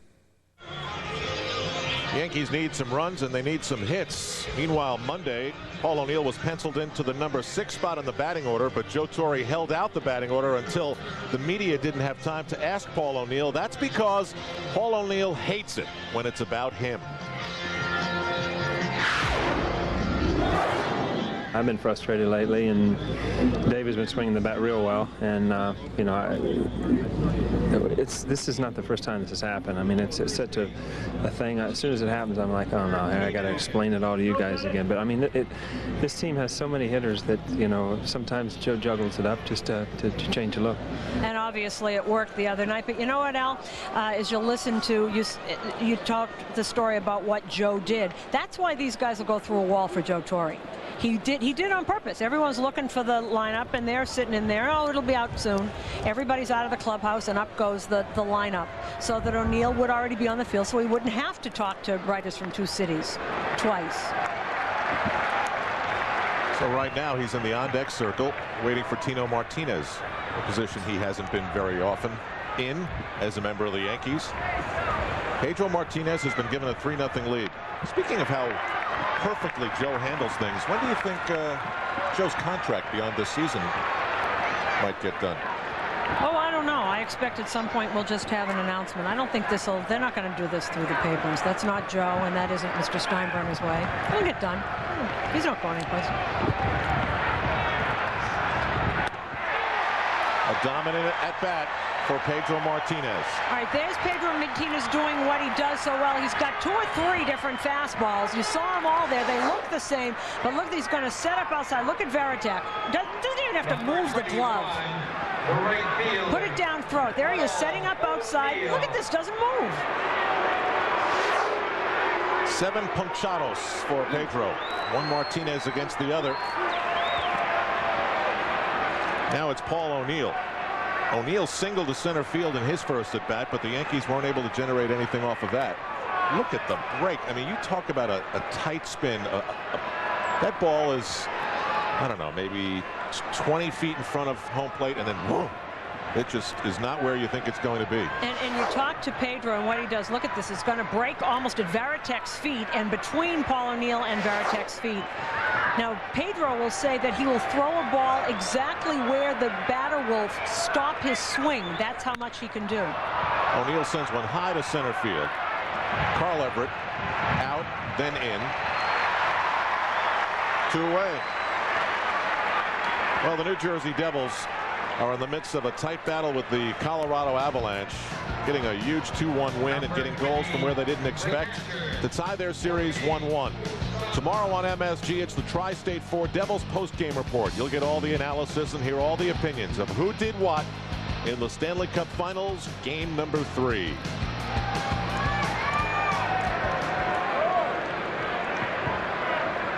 Pedro against Jorge Posada.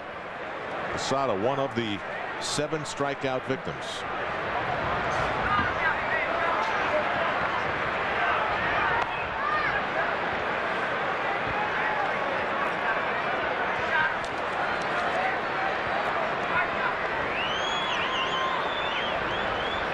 No rain right now.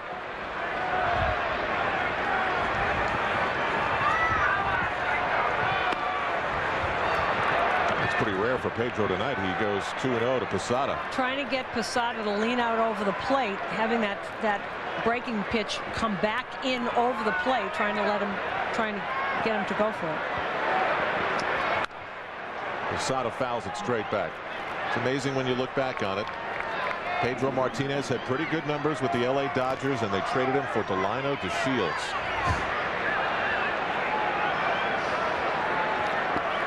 thought he was going to be hurt. He's so slender and so slight. They didn't think he was going to be durable. Way inside, and it's 3 balls and a strike.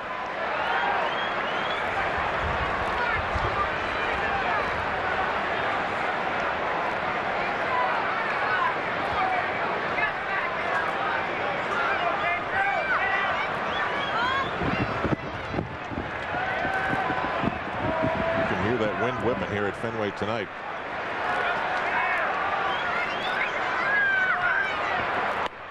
Wow. Hit that if you can. It's almost sometime watching him when he gets going like this, it's almost at will. Look at the break on this, on that fastball. They sometimes talk about quote-unquote late life with fastballs. All of his pitches have late life. They get the 2-strike roar. Posada makes him wait. Fastball on the outside part of the plate right there. That didn't have a lot of movement. He's just trying to blow it by him.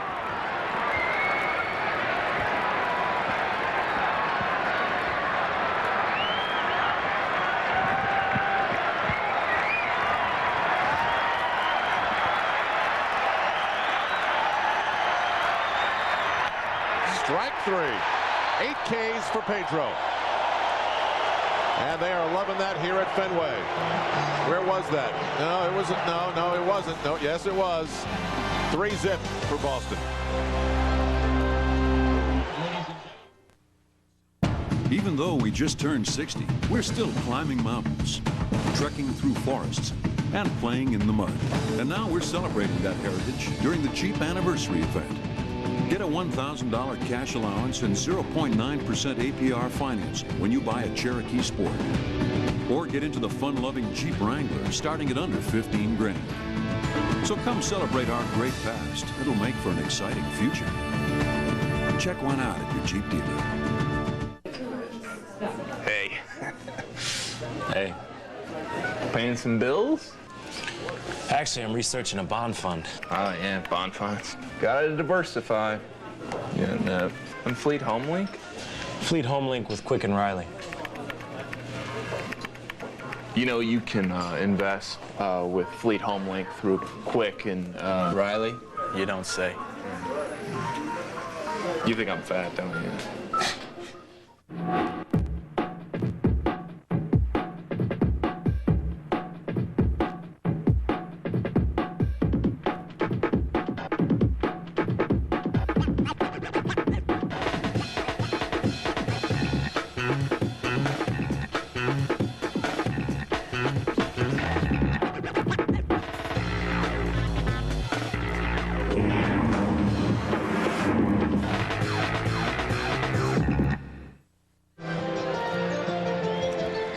The Yankees and the Red Sox, and it's time now for our Nissan fact of the day.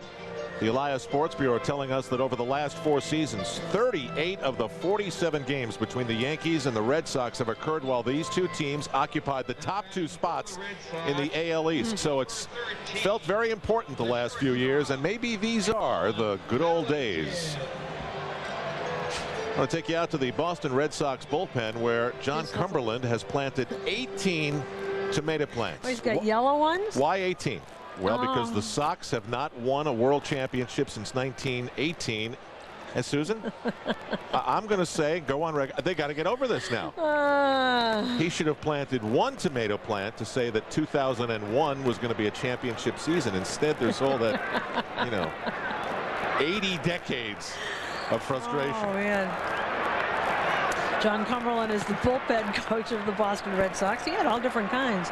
This looks sort of like mine, though, now. They're a little stunted. It's too cold. Little yellow leaves. It's too cold. Stop. Now we know how you spend your free time. That's exactly right. Strike 1 to John Valentin. Ground ball to Derek Jeter. And Valentin is retired. He's 0 for 2. And now the rain starts again. Number 33, the catcher, Jason Varitek. Jason Varitek struck out, one of 6 strikeout victims by Mike Mussina. Well, in a way, they're doing it again. I mean, the fact that the Red Sox have a 3-0 lead is not like Mike Mussina was last week, but in terms of strikeouts, Pedro's got 8, Mussina's got 6. There's that high curve ball. He got that high strike on Varitek there. That also is the pitch that was hammered by Daubach.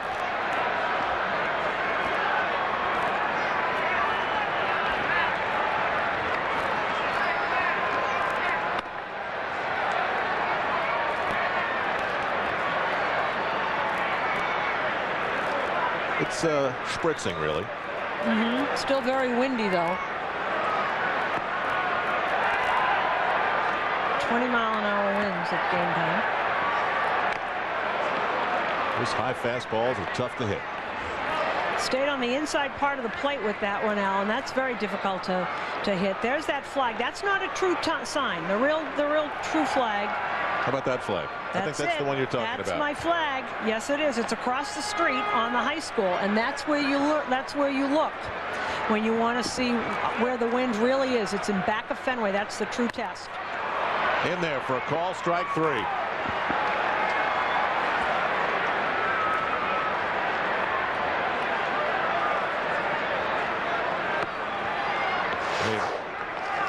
Number 30. There's this call, strike 3. Fastball in the inside part of the plate. Beautiful pitch by Mussina. You may have noticed those flags at half-staff and asked why. A local and very popular congressman, a wonderful man, Joe Moakley, passed away from cancer yesterday. War hero in World War II. Came back and wanted to be in public service and was his entire life from South Boston.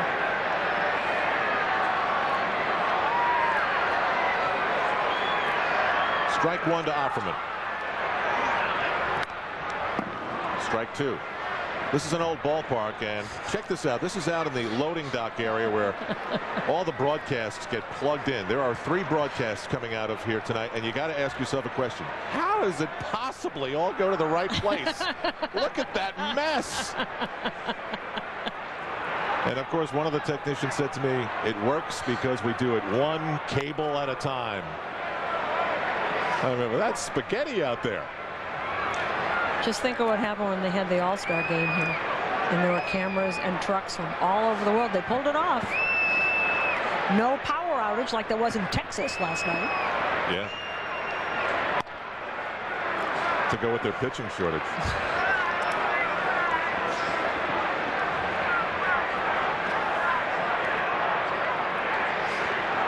Offerman is 1 for 2, a single and a run scored back in the 3rd. Both of the leadoff men who've gotten on have come back to bite Mike Mussina.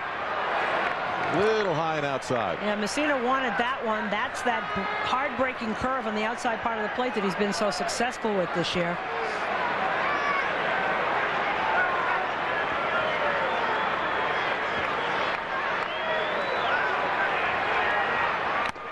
Got him. Big strikeout night for Pedro. Big strikeout night for Mike Mussina. It is 3-0 for the Sox. We'll be back, and Ken Singleton will join Susan Waldman after this from Deb Kaufman. Thanks, Al. 9 games out when the series began, the Mets had a chance, best case scenario, to pull within 6 of the Phillies. Instead, they get swept and find themselves 12 out. The bullpen failed them again. The Mets took their lead in the 6th. Timo Perez singling to right. Todd Zeile scores. He has an 11-game hitting streak. But John Franco loaded the bases in the 8th, got a double play ball, but could not escape without more damage. Marlon Anderson bloops one in. 2 Phillies will score. Franco takes the loss. The Mets get swept, and they lose it 6-3. The Yankees and Red Sox are through 5, braving the rain at Fenway Park. It stopped, and we're back with more from New York right after this. Dewey Inc., the multinational conglomerate, agreed today to buy Pullen Enterprises from all bearings and wages, with factories in Kansas, Oklahoma. Sources close to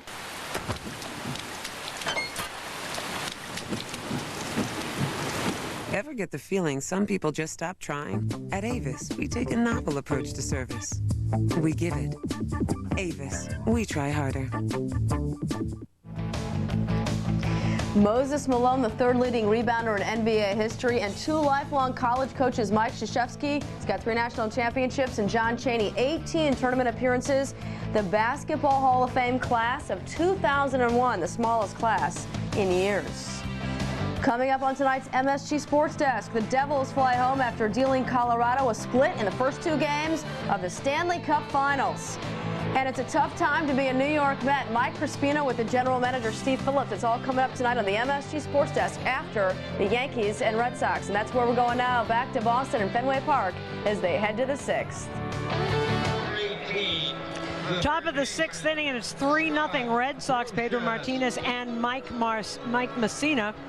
Let's take a look at our Marriott Marquee matchup. Mussina, 5 innings, 4 hits, 2 earned runs, or unearned run because of an error by Brocious, 8 strikeouts, no walks. Look at Pedro.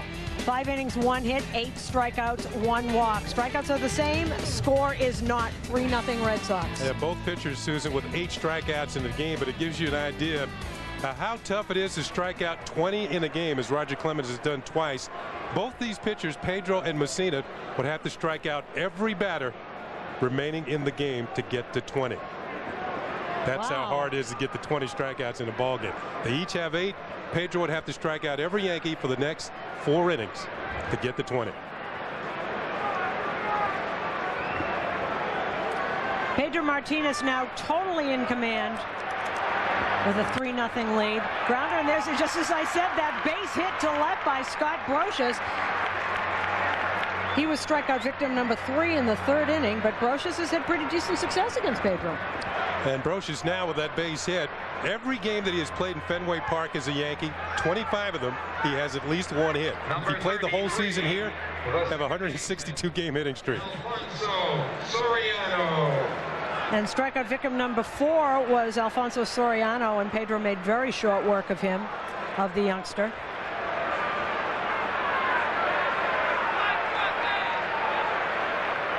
Varitek setting up outside.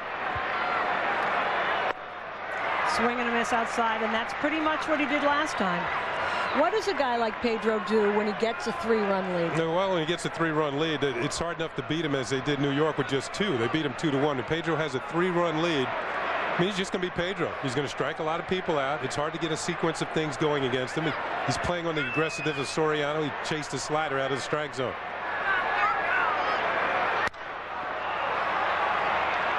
Foul ball into the stands. Susan, this is what you don't want when you're a hitter. It's the last thing you want against Pedro. When you're getting off the bus to come to the ballpark, you don't want to be 0-2. It's the last thing you want going through your mind when Pedro's on the mound. All right, does he throw one of those outside ones in the dirt or inside and tie him up? I think that with Soriano, he's going to play on him being very aggressive. This pitch probably will not be a strike or not that near the strike zone, hoping that Soriano would strike himself out.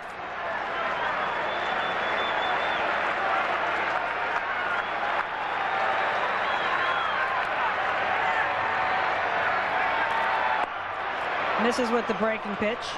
See, that was not a strike. It almost looked like one. Soriano started, but held up. It was a good changeup. He's got 3 quality weapons. Great fastball, 95, a changeup about 79, and then a hard breaking ball.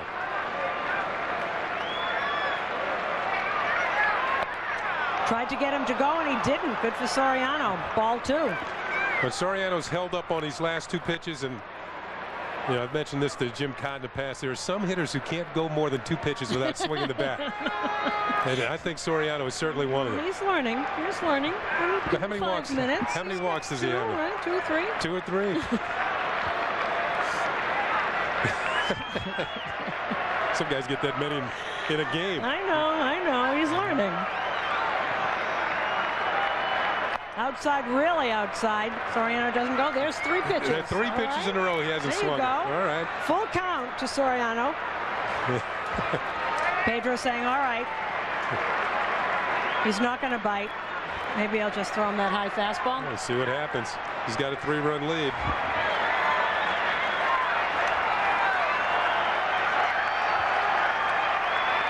Varitek, that steady setup by Varitek.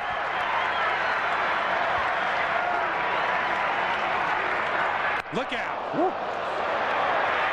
Oh, no, it hit the bat. And Varitek held on to it. Here comes Joe Torre. Well, as Soriano thought he was turning around to walk as that ball crossed the plate, home plate umpire says that he foul tipped it and Varitek held on to the ball.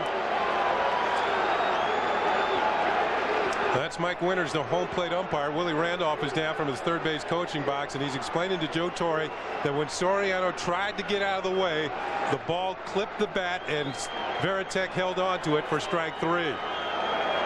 Now, Soriano didn't seem to think so. He's just headed down to first base.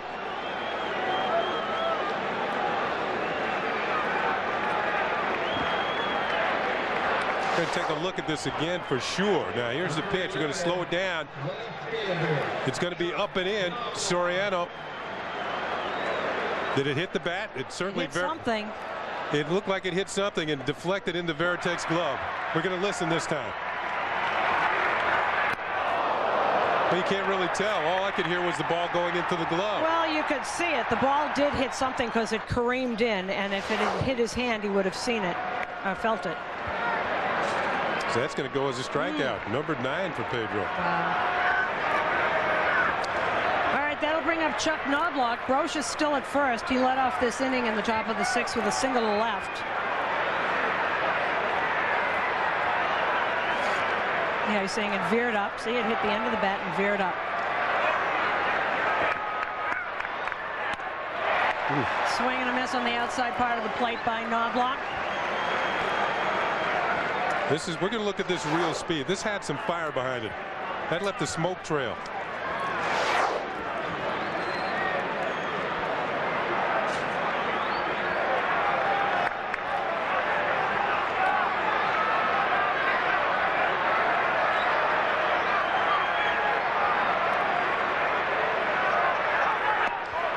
Staying on the outside part of the plate, another fastball right there. Well spotted to the corner. That one was a mere 90 miles an hour right on the outside corner. That was the tailing fastball, made it sink back towards the corner for a strike. Well spotted by Martinez.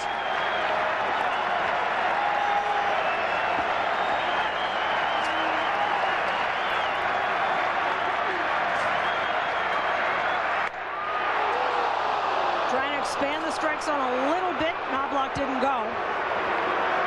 So 2-2 to Knobloch. Pedro's had at least 12 strikeouts in each of his last 3 starts. 12 against Oakland, 12 against the Royals, and 12 against the Yankees. It's 3 straight starts, 76 career games with 10 or more strikeouts.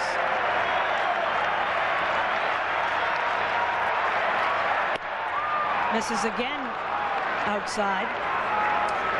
12 in his last 3 starts, at least 12, but his season high was 16 strikeouts against Tampa Bay.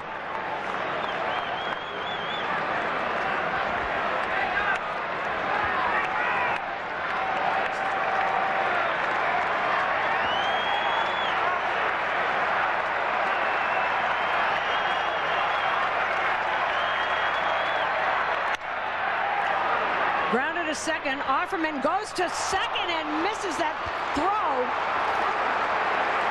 That is why Offerman should either play first base or be a DH. E4 there for Offerman as you get nobody and you men on first and second with 1 out. That was a very peculiar play by Offerman. Well, Offerman started out as a shortstop with the Los Angeles Dodgers. They soon found out he couldn't play short. They moved him to second. And you can see maybe bouncing back between first base and second base quite often this season, makes it difficult to play one. You're playing halfway at either position. That's no way near second base. Wow. Wasn't the ball hit a little slowly for him to get a double play anyway? No, he wasn't going to get 2, but you got to make sure of 1, and he didn't get anybody. He had time to get Brochus. He just didn't make a good throw. So men on first and second, and Derek Jeter at the plate, courtesy of Jose Offerman's era. 1 down. Pedro started him out with a changeup. Yep. See, that's one of the things that Pedro will do is just, there's no pitch pattern. You have to be ready for anything. You can't clock him. coach. Ooh. Fastball grounded off of Jeter. Now, Jeter does wear a shin guard, but even if it hits on the guard, it's going to hurt. Stepping lightly. Here's a look at it. Fastball tailing in. Looked like it hit on the foot, not on the shin guard.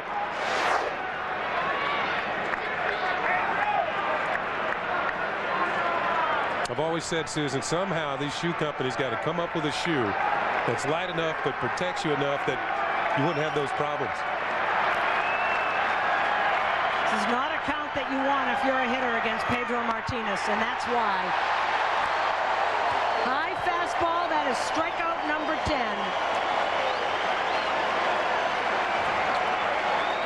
And only 3 starts this year has Pedro Martinez not reached double figures. There's the high fastball, and Jeter is strikeout number 10 on the evening. Wow. You know, we started to say if you talk to some of the hitters, I've talked to Bernie about this countless times, there's no way you can figure out what Pedro is going to throw, because he'll change depending on the count, depending on where you stand in the box. Only 2 hitters have not struck out for the Yankees, Knobloch and O'Neill. David Justice up with 2 out. Same fastball right on the outside of the plate as Jason Varitek goes out. You know, I was talking to Joe Kerrigan yesterday, and we were talking about the pitching staff and Pedro in particular, and he said, you know, Jason Varitek does not get enough credit. He has, as a catcher, the lowest ERA of any catcher in the league. I said, well, that's because of Pedro. And he said, no, there's other people on this team.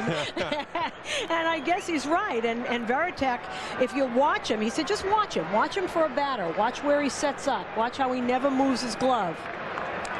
Well, you got Hideo Nomo pitching pretty well for the Red Sox, and one of the toughest pitchers in the league to hit. And that now, be but never was. Yeah, a good signing for the Red Sox. Sure was.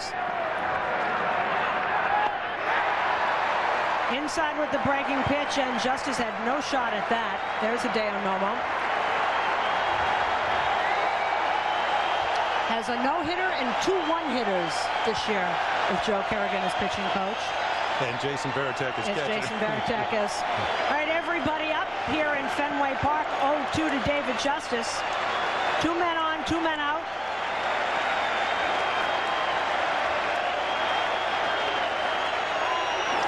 Fouls back the high fastball. That was just 94. I'm sorry, I guess it wasn't a fastball. Yeah, that was a fastball. You know what's amazing is I listen to the crowd screaming and yelling, and you hear all the booing for Clemens.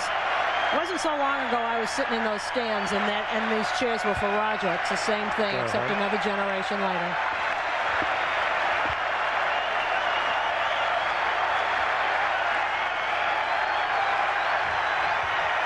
That's a long set by Pedro. See, they can't agree on what they want to throw 0-2.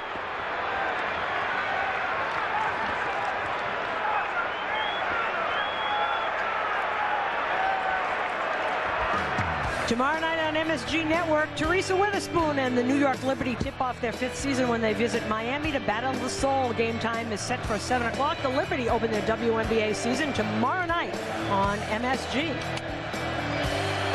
How about that? The Miami Heat in the NBA and the Soul in the WNBA. Owned by the same people.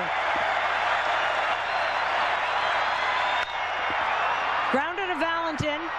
He'll take it himself over to Dahlback for the out. That'll be all for the Yankees in the top of the 6th. Kenny Singleton and now Trautwig take over. I'll see you in the postgame.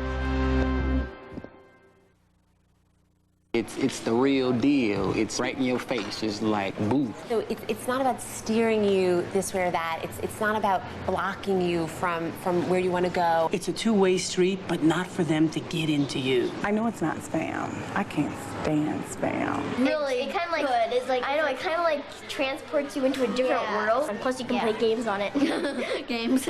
Right there. You get on it, you get in there, and then it's just like, bam, right in your face.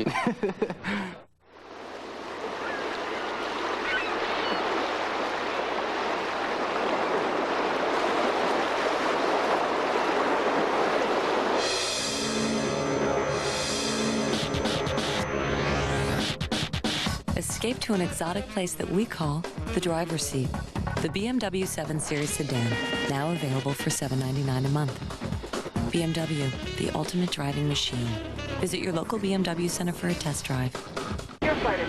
Great meeting, Jim. Should I beam you my notes? Nope. Should we prepare a report? No. Should we coordinate our schedules for next week? Should we go over the sales projections? I don't think so. Review the earnings forecasts? No. Should I shut up so you can watch the game? There you go. Fly JetBlue Airways to upstate New York and Burlington, Vermont from $49 each way. Call 1-800-JetBlue. So get it right at the Whiz. Get it right at the Whiz. Get it right at the Whiz.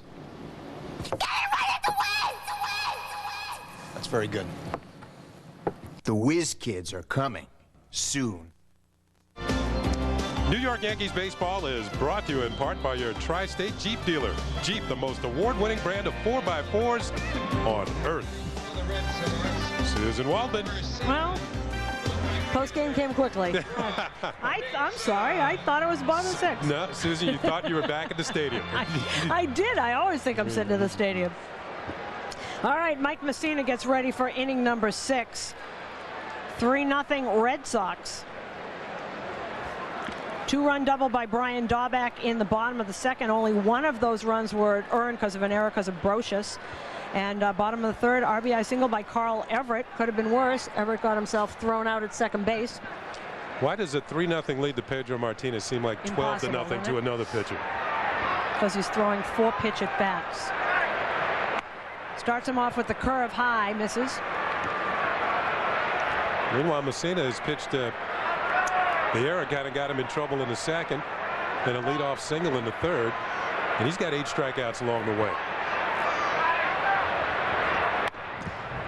Fastball misses high. But amazingly enough, against Mike Mussina, when the leadoff man has gotten on in 17 innings this season, 14 times it's come around to score. It's about 82. It's over 80%. Yeah. Why would that be? You open the door and the other teams are stepping through. There's a swing and a miss on a breaking pitch. Good off-speed changeup. Manny Ramirez got on the error in the second inning. That was followed by a double by Troy O'Leary, and then Brian Daubach got them both home with a double.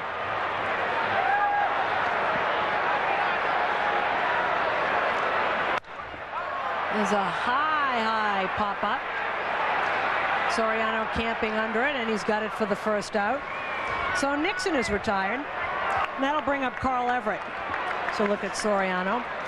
This wind is really gusty. It says 20 miles an hour, but these gusts are probably a lot more. You see how tentative the infielders and outfielders are underneath fly balls, and it's starting to pick up now.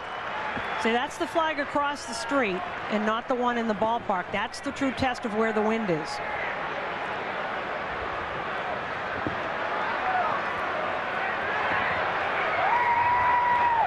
Carl Everett with an RBI single in the bottom of the third inning. Was thrown out by Chuck Knobloch in plenty of time. Actually, a very good peg by Knobloch. Well, he's leading the league in assists. Sure is. He's tied with Jose Guillen. I think Everett got so happy that he hit the ball that he just kept running until he was out. After striking out 5 times in a row. You think so? Yeah, that happens. No, or also he looks, it's Knobloch. He's not going to throw a good peg, but he's been terrific. You know what's going to happen eventually? Chuck will not get as many as assists because everybody will stop running. They'll stop running on him. He's played the wall beautifully. Not an easy thing to do. Swing and a miss by Everett. And you and Al were talking about the strange things on that wall at Fenway Park. Knobloch has played it absolutely perfectly. It looks like Carl Yastrzemski out there.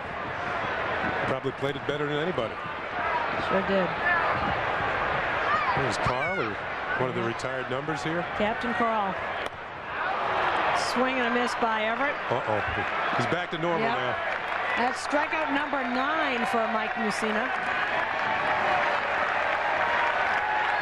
Number 24, the designated. You know, every time he has struck out against Mussina, it's been that high fastball. He hasn't quite been able to get to it.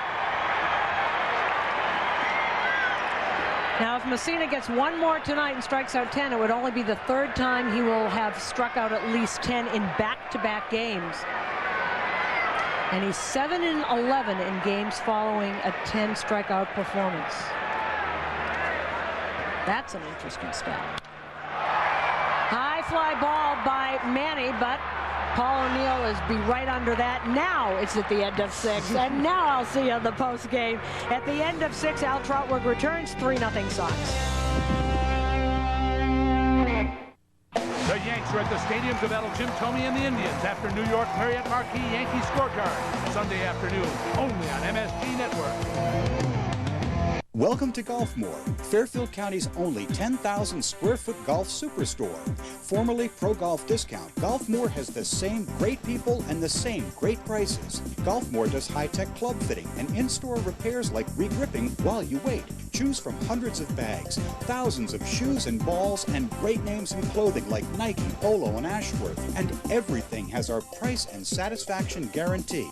Golfmore, Route 1 on the Norwalk Westport line. Marvin Windows and Doors understands that not everyone is the same. With more than 11,000 standard shapes and sizes and unmatched custom capabilities, Marvin is made for you. From the elegance of a French door to the revolutionary wood and clad ultimate double hung window, you'll find a design that fits, no matter how you work or play. Marvin Windows and Doors, made for you. Visit Rings End Lumber in Darien, Bethel, and New Milford, Connecticut, and in Lewisboro, New York. For over a decade, Hoyt Limousine has been satisfying the needs of the business community. It's all about personal service. You'll always speak to courteous, real people when you call. At Hoyt Limousine, we always strive to give you the best service with that personal touch. Whether you need a van or a stretch limousine for that family vacation, or a town car for that important business meeting, we're here to serve you. At Hoyt Limousine, we go the distance for you. So if you're driven to succeed, come ride with us. New York Yankees baseball is brought to you in part by American Express. Wherever you are, whatever you're doing, American Express helps you do more. And by Ford Cars and Trucks, built for the way you live at your tri-state quality Ford store.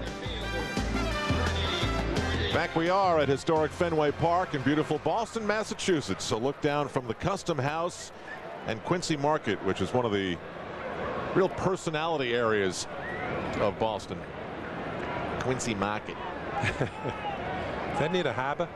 Need a harbor. That's where it all. This is the city where it all started. Think back to your history books, and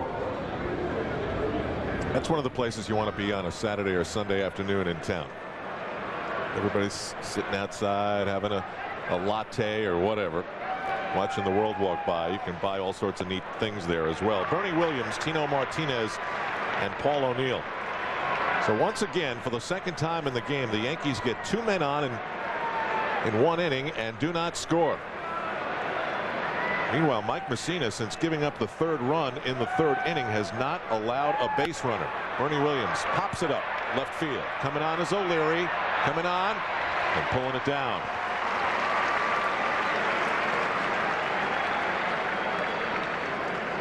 Go again. So with 1 out here in the top of the 7th inning, let's check out MSGNetwork.com. Our featured writers tonight, Matt Lachlan, John Davidson, plus a recap of every Yankee game, Mets games. Michael Kay is there. His focus article today is about the future of Tino Martinez and how when you have a player who's won at every stage in his career, you shouldn't let him go that quickly, which times out perfectly for Tino Martinez is at the plate. Mike's point in the article, and of course you got to read the whole thing, is a good one. Tino won in high school. Tino won as a member of Team USA, won the Olympics, came to the Yankees and has done nothing but win. You're saying a winning attitude is good for the chemistry of a ball club. Certainly when a player shows a knack for being in winning situations at every stage in his career, it's not something you let go. And the conversation, of course, is all based on Scott Brocious, Tino Martinez, players that have their contracts up at the end of the year. Anyway, that's all found at MSGNetwork.com. Ken Singleton's work is often there.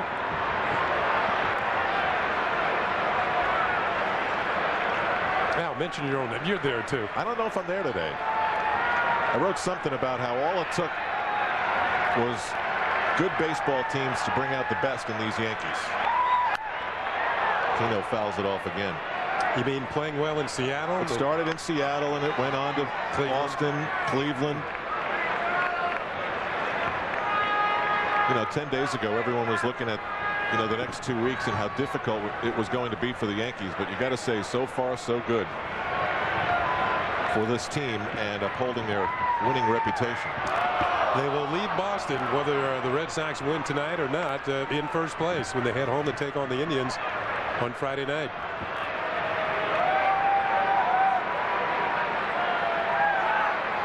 Two and two to the Yankee first baseman, who calls time.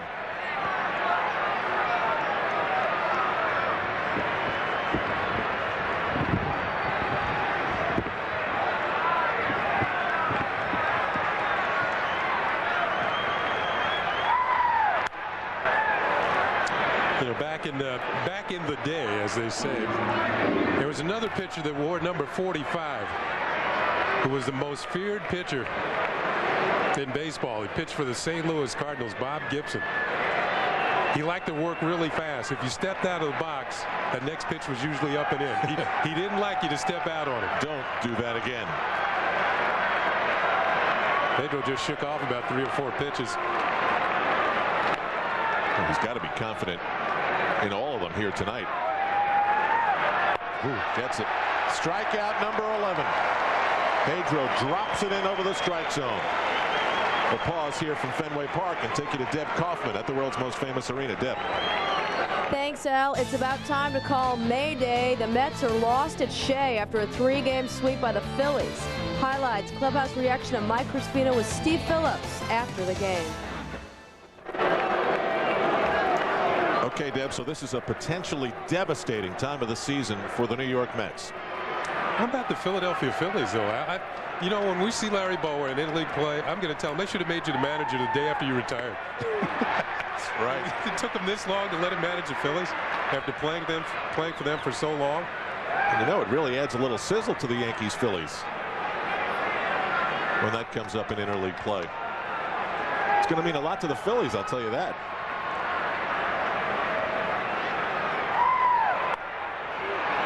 One ball and one strike. O'Neill is one of 2 Yankees not to strike out tonight. He is singled and flied to center. The other is Chuck Knobloch, who's flied out twice and reached on an error.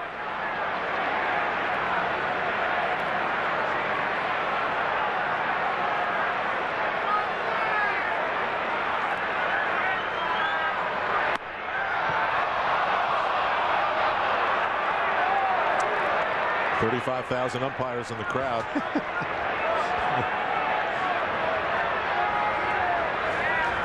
Veritek looking up at O'Neill to see if he does anything different, like to shift his feet or. Well, he's not taking his eyes off O'Neill. Well, he's trying to figure out what is he thinking about. O'Neill hits this ball hard to left field, and it's going to be banging off the green monster. A 2-out hit, O'Neill's second. So you've got to say that Joe Torre has pushed the right button as far as Paul O'Neill is concerned. He's been very good since being put in the 6th spot on the order. I think there's a matter of pride here. You know, number 3 hitter. That's supposed to be the best hitter on the team, and O'Neill has been that for a number of years. Pedro makes a pitch, and Paul hits it perfectly. I mean, he goes the other way. Isn't that cool? I love that sound. El Kabong. Put another dent on the wall. That is great. If I were playing and hitting, I could do that all night long. And Jorge Posada hits it to Brian Daubach. So that's the way it goes for the Yankees. They leave a base runner. Here's what it sounds like at Fenway.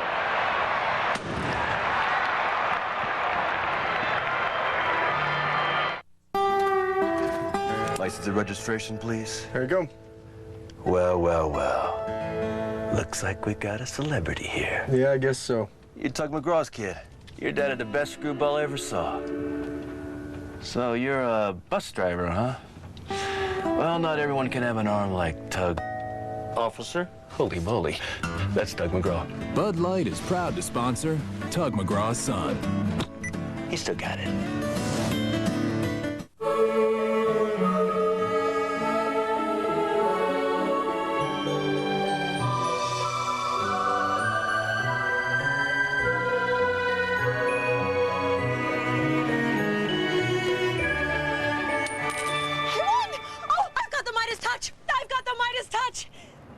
No kidding.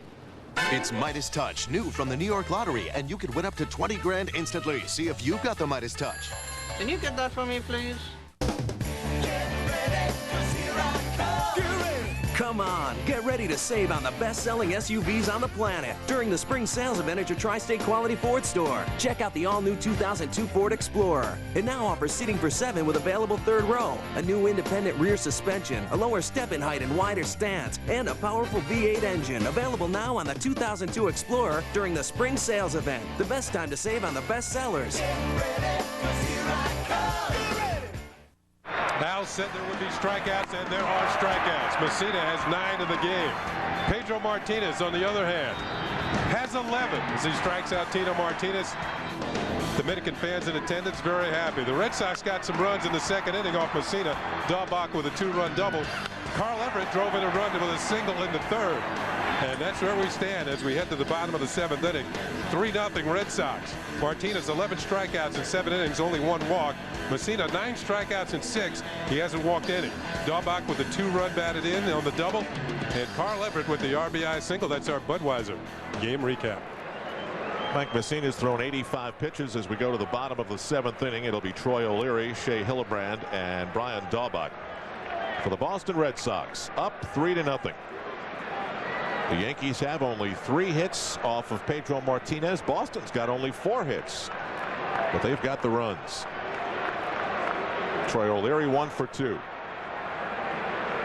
His double back in the 2nd inning set up the big scoring chance. This is for Jorge Posada, who pulls it out of the wind. Hey, Kenny, did you hear that the National Baseball Hall of Fame and Museum in Cooperstown has a new addition? It's one of the things I love about Yankee Stadium and Fenway is that pretty much for all of the greats you can say they play here. And Ty Cobb play here. Shea Hillenbrand steps in. They've now got Ty Cobb's dentures. I mean, come on. Do we really want to see that? Well, it could be interesting for, you know, one time through. Oh, that's gross.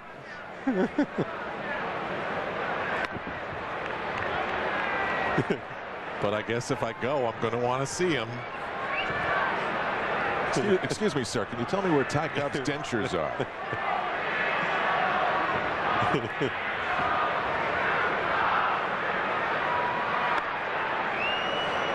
Well, he ate up a lot of hits. Oh, please, now. That gives everybody just too much to chew on. You shouldn't do that. Meanwhile, Mussina has still not struck out Shea Hillenbrand in 2 games. The Sox are going to have an interesting situation when Nomar Garciaparra comes back after the All-Star break. I mean, Hillenbrand has played very well. Valentin is at shortstop now. He's lost at the plate a little bit, so you know, you don't know what he's going to be doing hitting-wise when Garciaparra comes back. And then if the decision were today, what would you do? Valentin sits. Yeah, I guess I think you're right too. Ground ball to Jeter. Ooh, that took another weird hop. It looked like Jeter played it off his holster. Well, he mentioned before the game that this is the worst. He says chopped up. Infield's all chopped up. The ball takes erratic hops, and this one kind of did. And as you called it, right off the holster over the first in time for the out. I bet you Jeter will be glad to get back to Yankee Stadium and terra firma. That'll bring up Brian Daubach. His double drove in 2 back in the 2nd inning.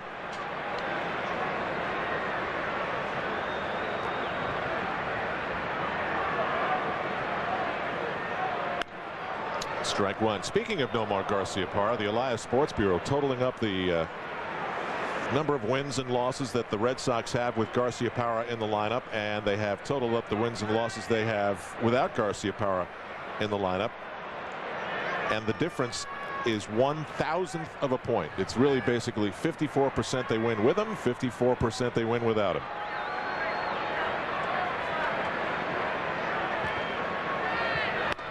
Wow. High smoke, and Daubach's behind, nothing in 2. It certainly doesn't mean that the Red Sox are as good with Nomar Garciaparra. It's just one of those statistical oddities. There has been a workout program designed for him where he doesn't have to put any pressure on his right wrist, which in hand, where he's had surgery. So Nomar and Jimmy Williams, ask him if he wants Nomar back like tomorrow. Yeah, absolutely. The 0-2. They set up outside. Dahlbach doesn't bite. So they've got, you know how much pressure you put on your hands when you're working out? Well, they've designed this program that doesn't have to put any pressure on his right hand, so he can stay in shape and don't do any damage to that surgically repaired wrist and hand. And that'll be his biggest challenge, is reestablishing the strength in that right wrist once he has a chance to. Got him. Beautiful sequence by Mike Mussina. So now he hits double digits in strikeouts as well. 10 for Mussina, but the Yankees need some runs here at Fenway Park.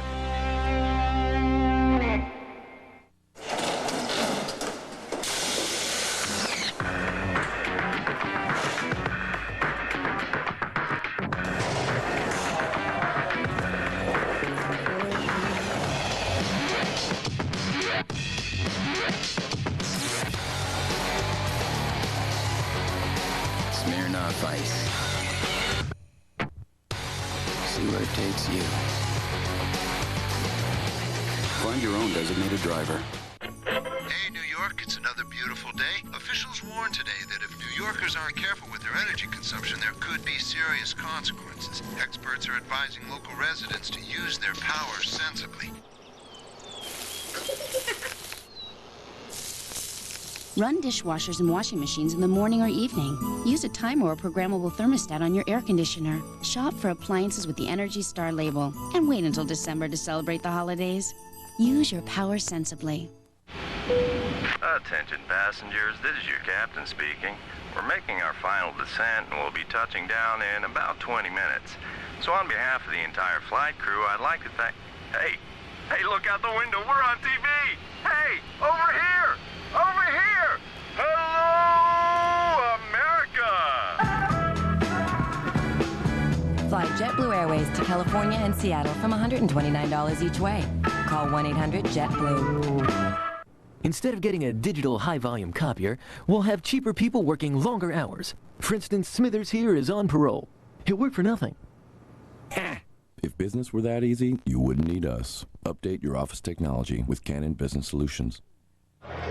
Only 7 hits in the game as we edge to the 8th inning, but the Red Sox have 3 runs, and the Yankees return home to face the Cleveland Indians June 1st through the 3rd.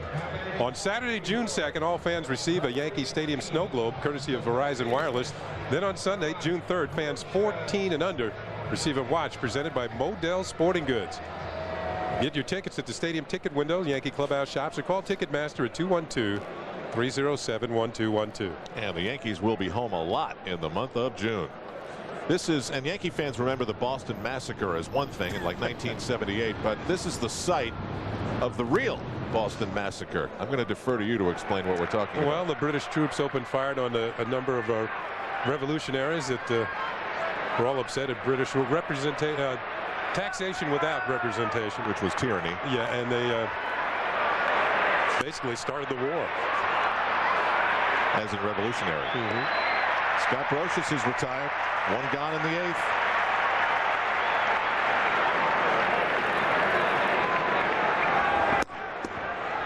It'll bring up Alfonso Soriano. There's a lot of that history here in Boston. Well, I wonder if that was before. That must have been after the Tea Party or before, when they after the Tea Party, when they threw the tea into the harbor. Ladies and gentlemen, you know they have a place here where you can take your kid. My son was just up here on a class trip.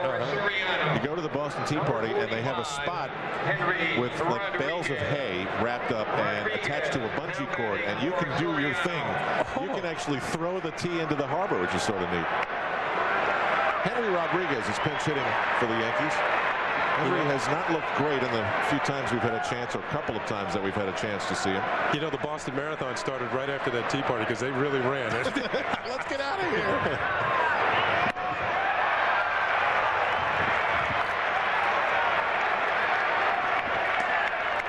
Rodriguez, not bad, and limited sight against Pedro, 2 for 5, but that's got to be going back to National Montreal or LA days. Beck and Garces. There's a lot of pounds going on out there in the Boston bullpen.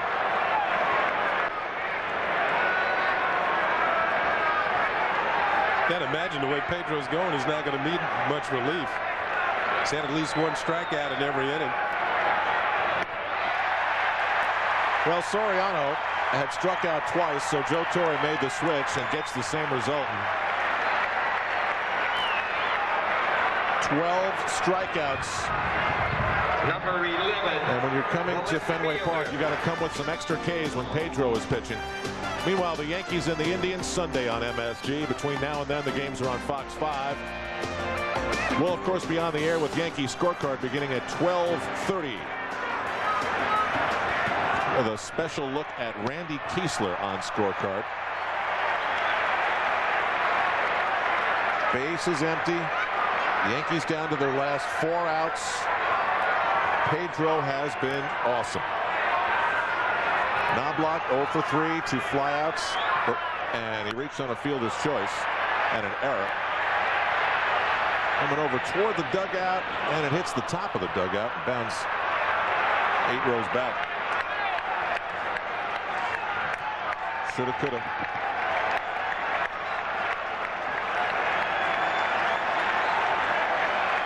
Strikeout pitchers throw a lot of pitches, and Pedro Martinez is now at 111. And up they stand at Fenway Park. In front of the most revered athlete right now in the city of Boston, Pedro Martinez. Knobloch to right center field. It falls in for a hit.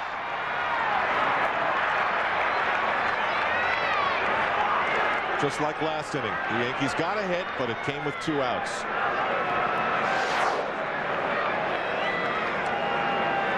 Check kind of cuts down the swing. Look, I think he felt he fouled it off. It's in for a base hit. But he lose sight of that one. It looked like Everett was thinking about throwing to first base. Chuck got there in time. Now the hitter is Derek Jeter. Boy, did they roar back in the 6th inning. Well, the Yankees had 2 on, and Derek Jeter struck out, and then David Justice grounded out. End of potential rally. Pedro with 12 strikeouts tonight. That's 4 games in a row that he's had 12 strikeouts.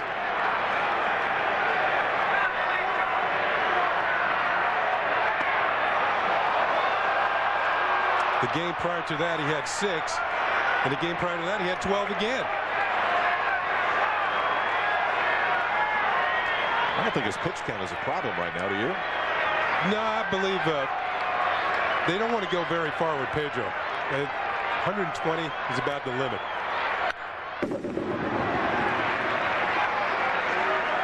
You know, they always try to get Pedro an extra day's rest if they can. If the schedule permits it, they're going to give Pedro 1 more day.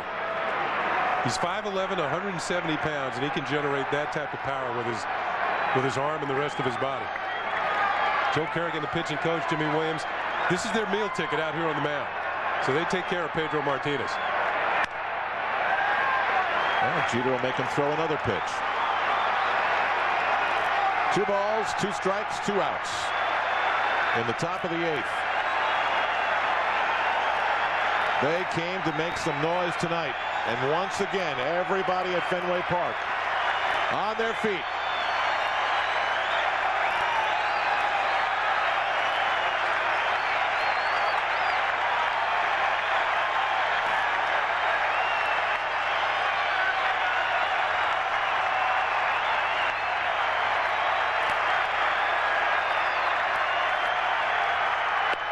Low.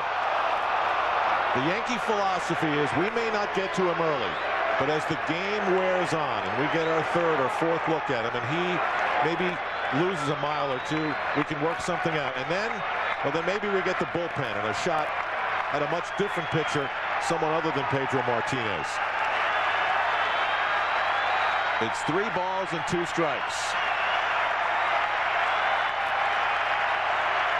Knobloch running, and Jeter fouls off another one. Straight back to the screen. That was a 94-mile-an-hour fastball. They may be playing each other 19 times this year, but they generate such a great buzz. There's a swing and a foul back. I mean, all these games have been close. I mean, this is the fun part. Yankees Red Sox.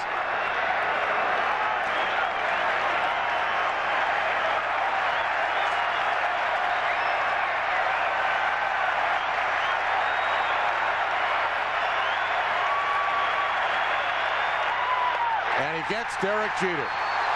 Strikeout number 13. One better than last week at the stadium. The Yankees strand a base runner as we go to the bottom of the 8th with the Sox still holding on to their 3-0 lead.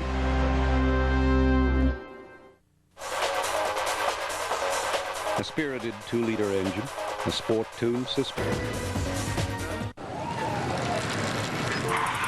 Today's mobile worker needs access to Oracle, Microsoft, IBM, and any one of hundreds of other software applications.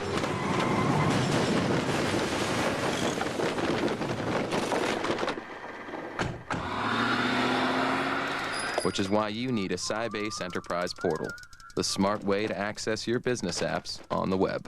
Sybase. Information anywhere.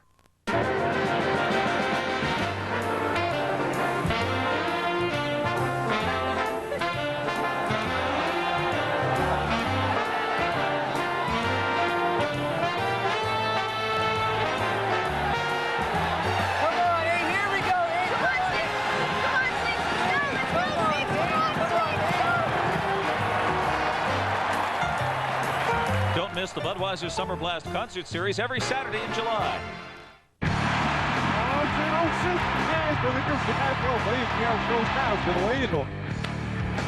O'Neill with a drive towards right field. Going back. This one is gone. A line drive home run by Paul O'Neill.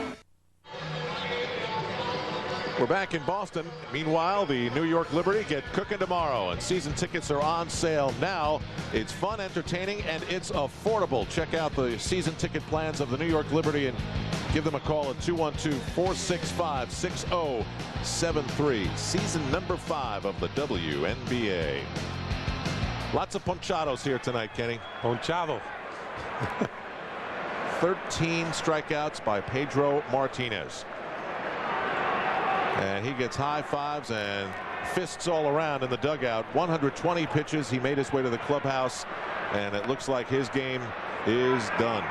No runs, 4 hits, and 13 strikeouts. Meanwhile, Mike Mussina has been equally good, but the early runs are sticking up. John Valentin. 1 ball and 1 strike. It all started back in the 2nd inning on an error to Scott Brocious off the bat of Manny Ramirez. Then 2 doubles, scored 2, and then a leadoff single in the 3rd to Jose Offerman, a bunt and a single, and there's your 3rd run.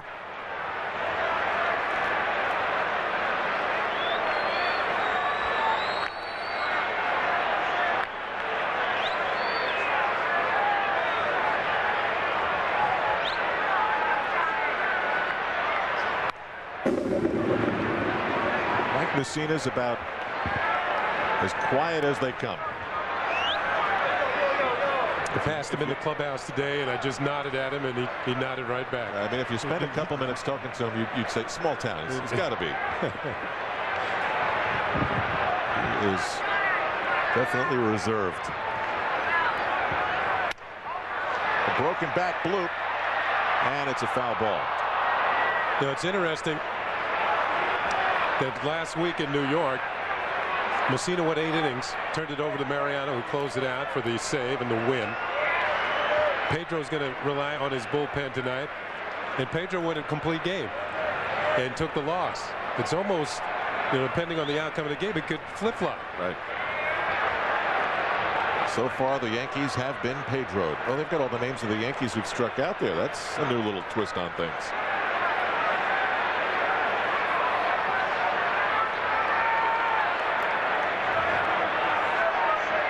It's been a rough return to the mound for David Cone.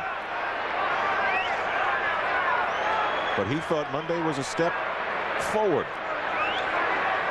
I don't know, when you can't get out of the 3rd inning, it's tough to feel that way.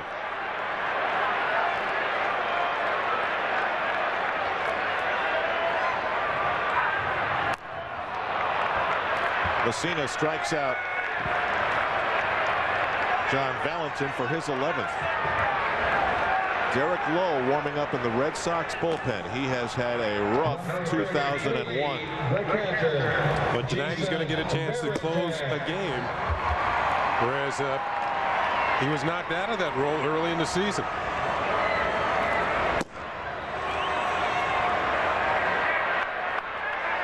I can hear Red Sox fans getting a little nervous about that one. I can hear them saying, Jimmy, Jimmy, Jimmy, we know that you got to get Derek Lowe back in gear. We know you've got to get his confidence back. Do you have to do it against the Yankees? 1-0 to Jason Varitek.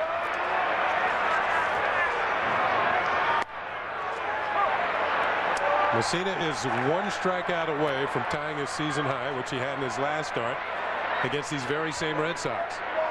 Struck out 12. Tonight he has 11.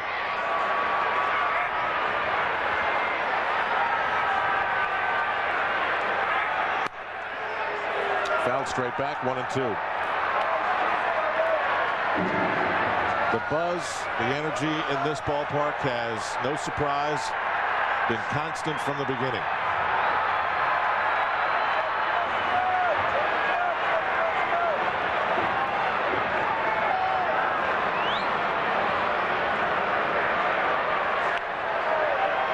That'll give you an idea of the movement on Mike Mussina's pitches. Varitek almost swung at that. Hard-breaking ball down and in, and sometimes these left-handed hitters will chase this pitch. Knuckle curve in the dirt. And as you said, Varitek almost swung at it.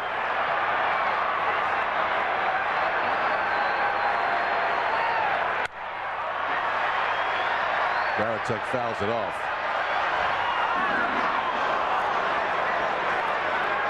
Well, we used to say that Jason Varitek sounded like a NASDAQ-issued stock. Hasn't been a good time for the .coms. Well, the price of his stock went up when he signed a new deal for a 3-year extension, I believe. So he's a .com with lasting power.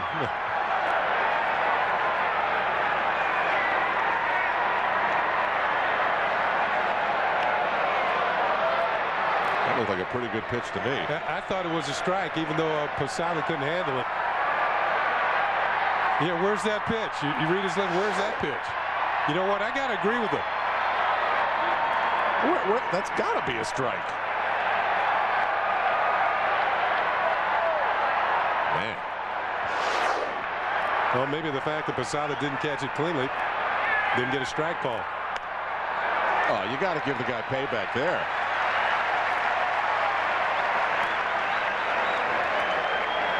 That's a tough sequence for Mike Mussina. His first walk. Last week in 8 innings, he didn't walk anybody. His first walk since May the 11th. And only his 9th for the season. Well, that was a tough walk. So it'll bring up Jose Offerman, who has struck out twice, singled and scored a run.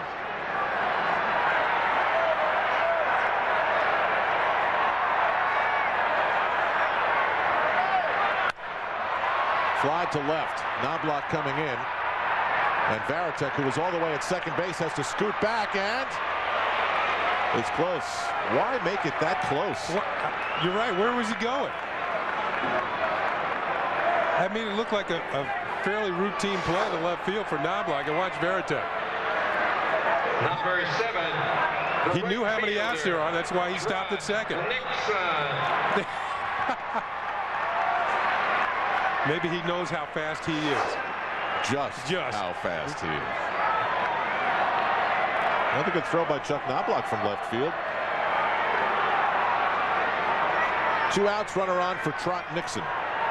He's 0 for 2 with a sacrifice bunt. Mussina into the bow.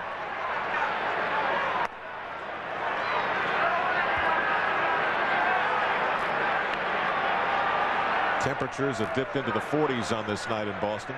Are you sure tomorrow is June the 1st? It feels like October 27th or something.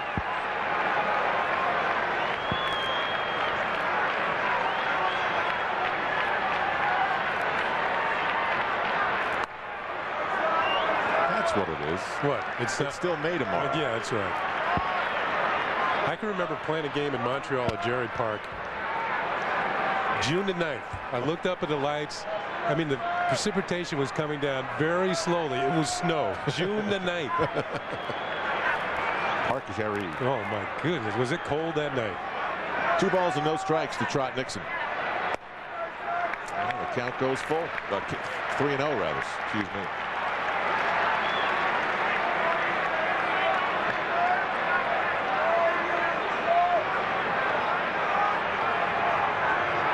Everybody kind of bundled up.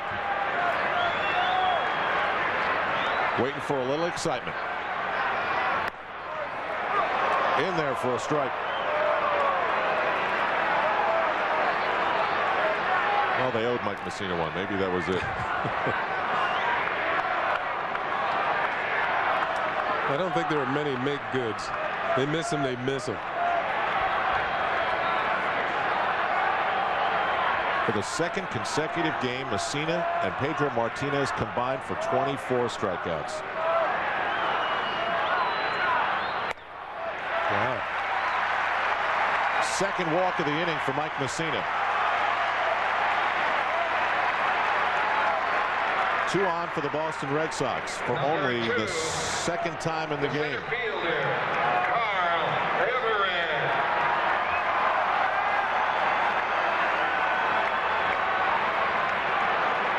Carl Everett has been struck out 2 times here. Let's see, he was what, 0 for 7 with 6 strikeouts coming in, 4 last week. So 6 of the last 7 times he's been to the plate, Mussina has struck him out. Swinging every time.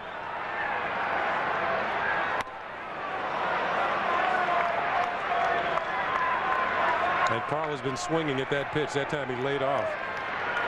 Might have a new game plan this time up here.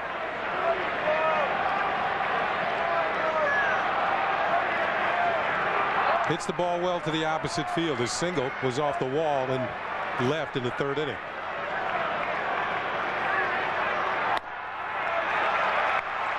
Mussina falls behind 2-0, and something's not working right now, and it causes a visit from Jorge Posada. Looks like there's some soft tossing out in the Yankee bullpen.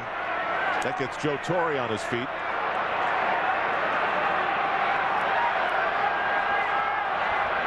I'll remind you, this copyrighted telecast is authorized under rights granted by the Yankees solely for the private, non-commercial use of our audience. Any publication, reproduction, retransmission, or other use of the pictures, descriptions, and accounts of this game without the express written consent of the Yankees and MSG Network is prohibited. Now Mussina gets a visit from Mel Stottlemyre. And on a night like this, it's going to take you a little bit extra to warm up.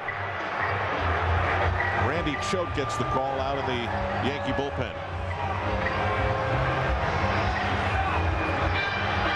Chuck Knobloch is talking to the scoreboard operator.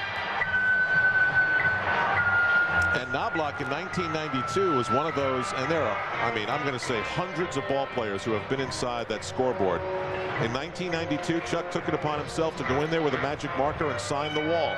And the wall is covered with players' signatures and little notes of graffiti about big things that have happened in the ballpark. The length of the entire scoreboard. Homer Bush has been in there. Wade Boggs went in there when he was a Yankee to sign the inside of the scoreboard. So 2-0 to Carl Everett. And Everett with a high fly ball. Looks like it's going to make the seats. And it does. And everybody's got to get back. They were running on the pitch.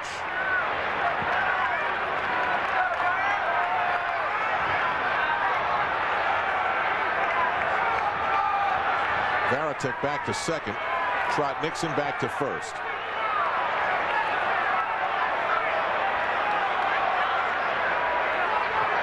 Mussina really slowing down the pace of this game with 2 runners on.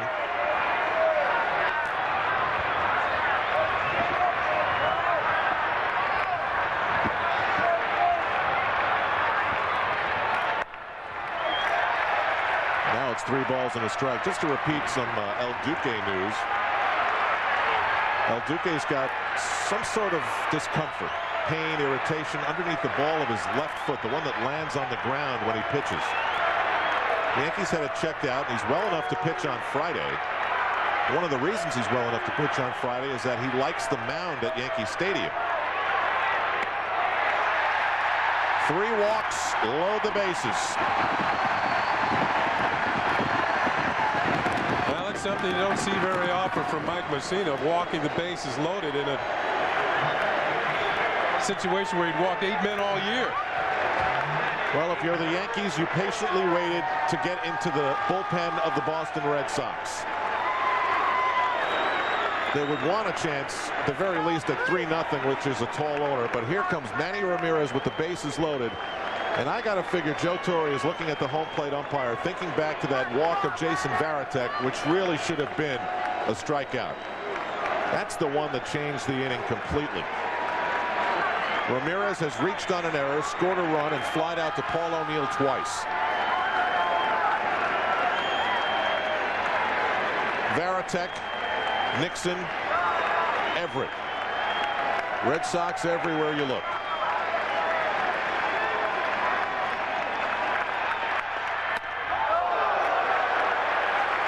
Manny has not driven in a run in 5 consecutive games. That's like 2 months for anybody else. Stuck on 56.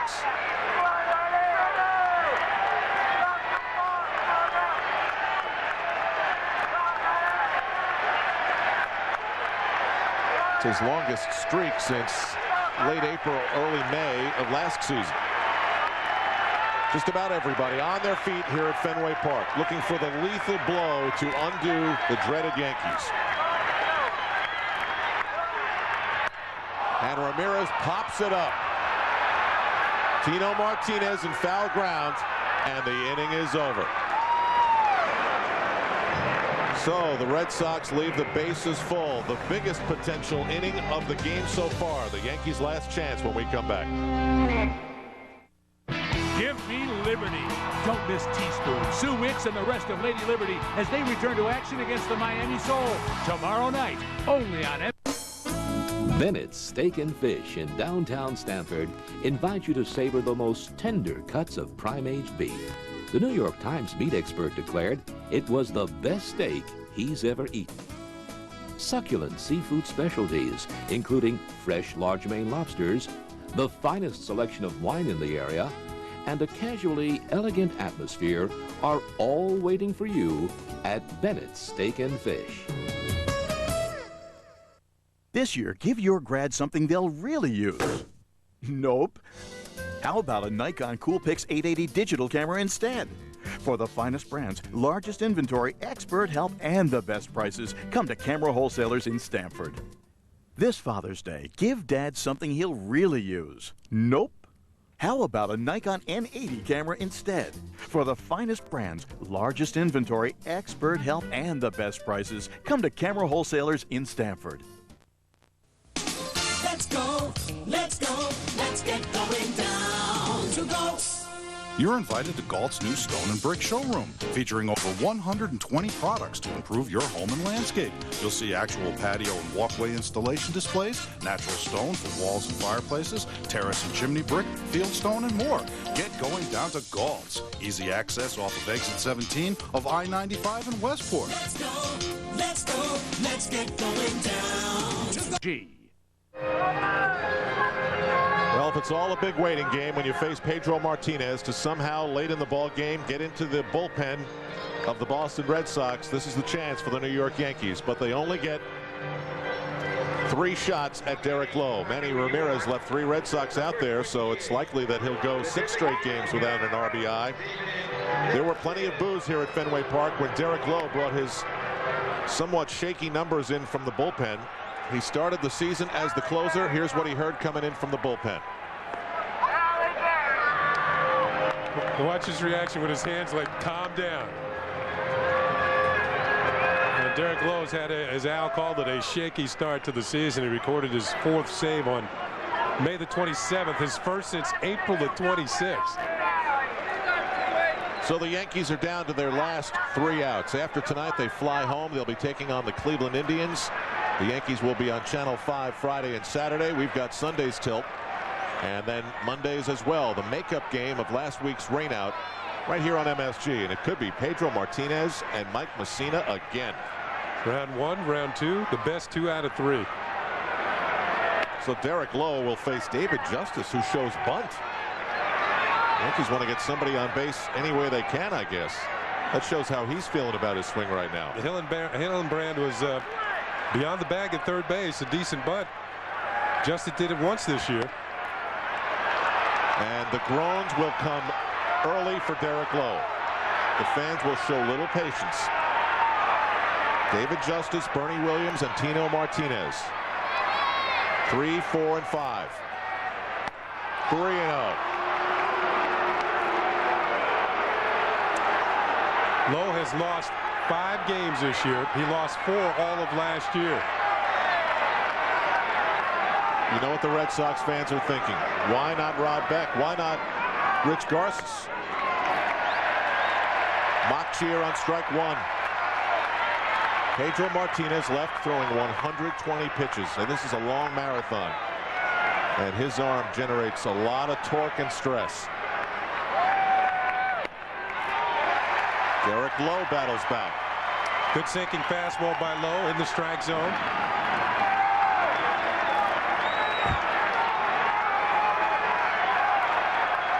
Not one of those guys has ever seen the Red Sox win a championship.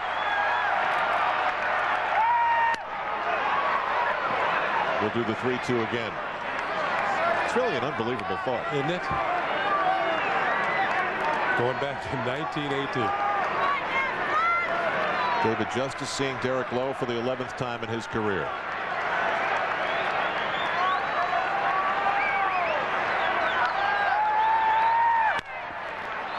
Slow roller, foul.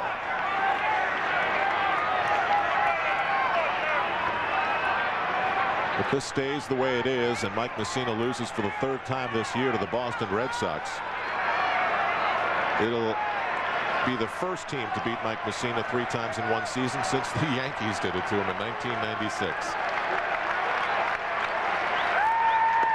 Justice goes after ball 4, and there's one away. Derek Lowe picks up right where Pedro Martinez left off. That is the 14th strikeout of a Yankee tonight. Derek Lowe got a lot of help on this one. This pitch is going to end up well out of the strike zone. He has a good sinker anyway. And Justice chased ball 4. So Derek Lowe catches a break, picks up a strikeout, and maybe a little confidence. Here's Bernie Williams, 0 for 2 with a walk.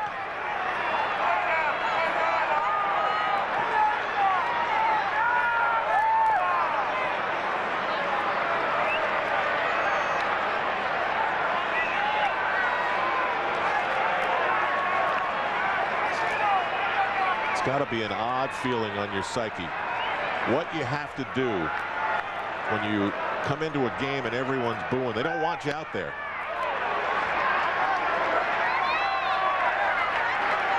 I mean, the games you've got to play with your mind to sort of overcome that.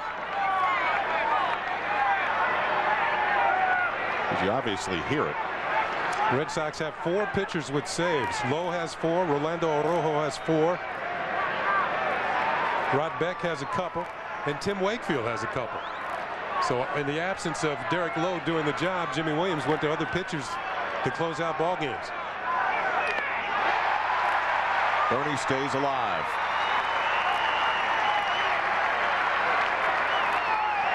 Derek Lowe battling to regain his job, and he'll have to do that one save at a time.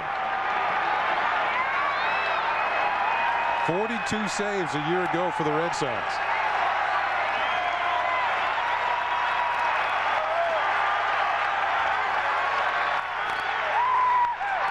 Bernie just does get a piece at that. That was some sort of a weird hack. This is either your Z swing or this is what is called an emergency swing. Bernie just fought it off. Spoiled a tough pitch.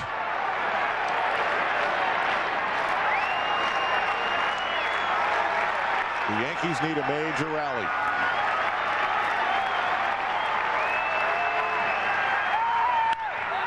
Bernie bloops one to center field. They've got a base runner here with 1 out in the 9th.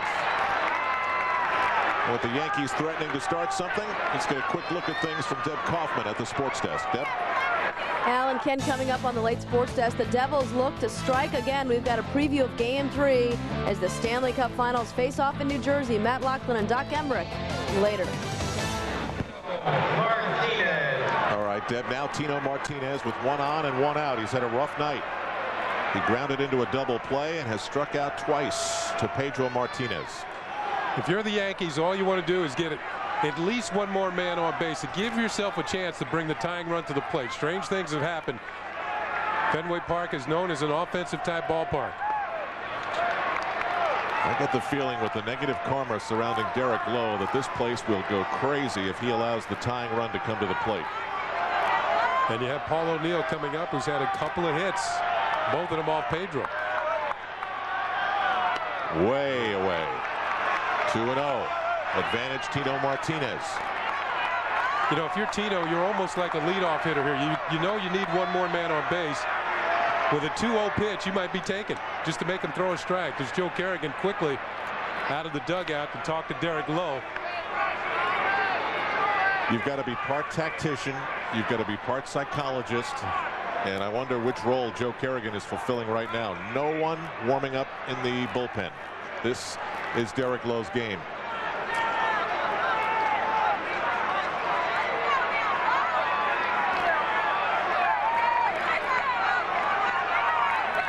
This next pitch for him is pretty darn important.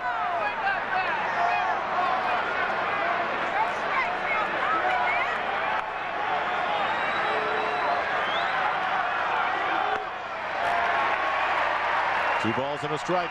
And Tino taking all the way. And Derek Lowe ported right in there.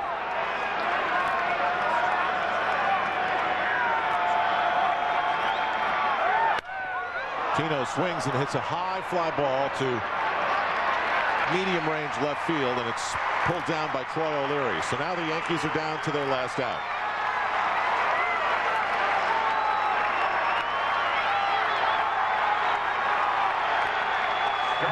And this promises to be a noisy at bat.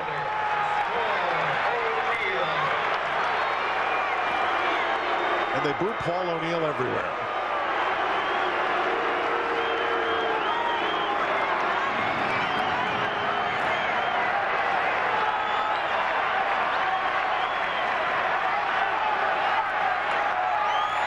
O'Neill apparently ready to redial in. 2 hits Monday, 2 hits tonight. He fouls off strike 1. Bernie was on his way to second base. On April 23rd, here's what happened when Paul O'Neill faced Derek Lowe. Look at, he thought it was a fly ball. Guess what? Home run.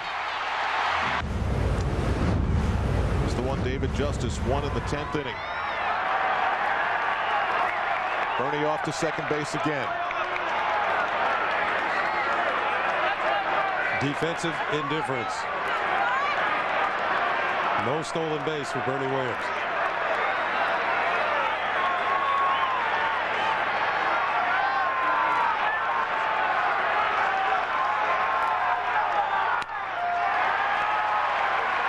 There's that good sinker from Derek Lowe. And now they get up to cheer for Derek Lowe to end the 4-game losing streak to the New York Yankees.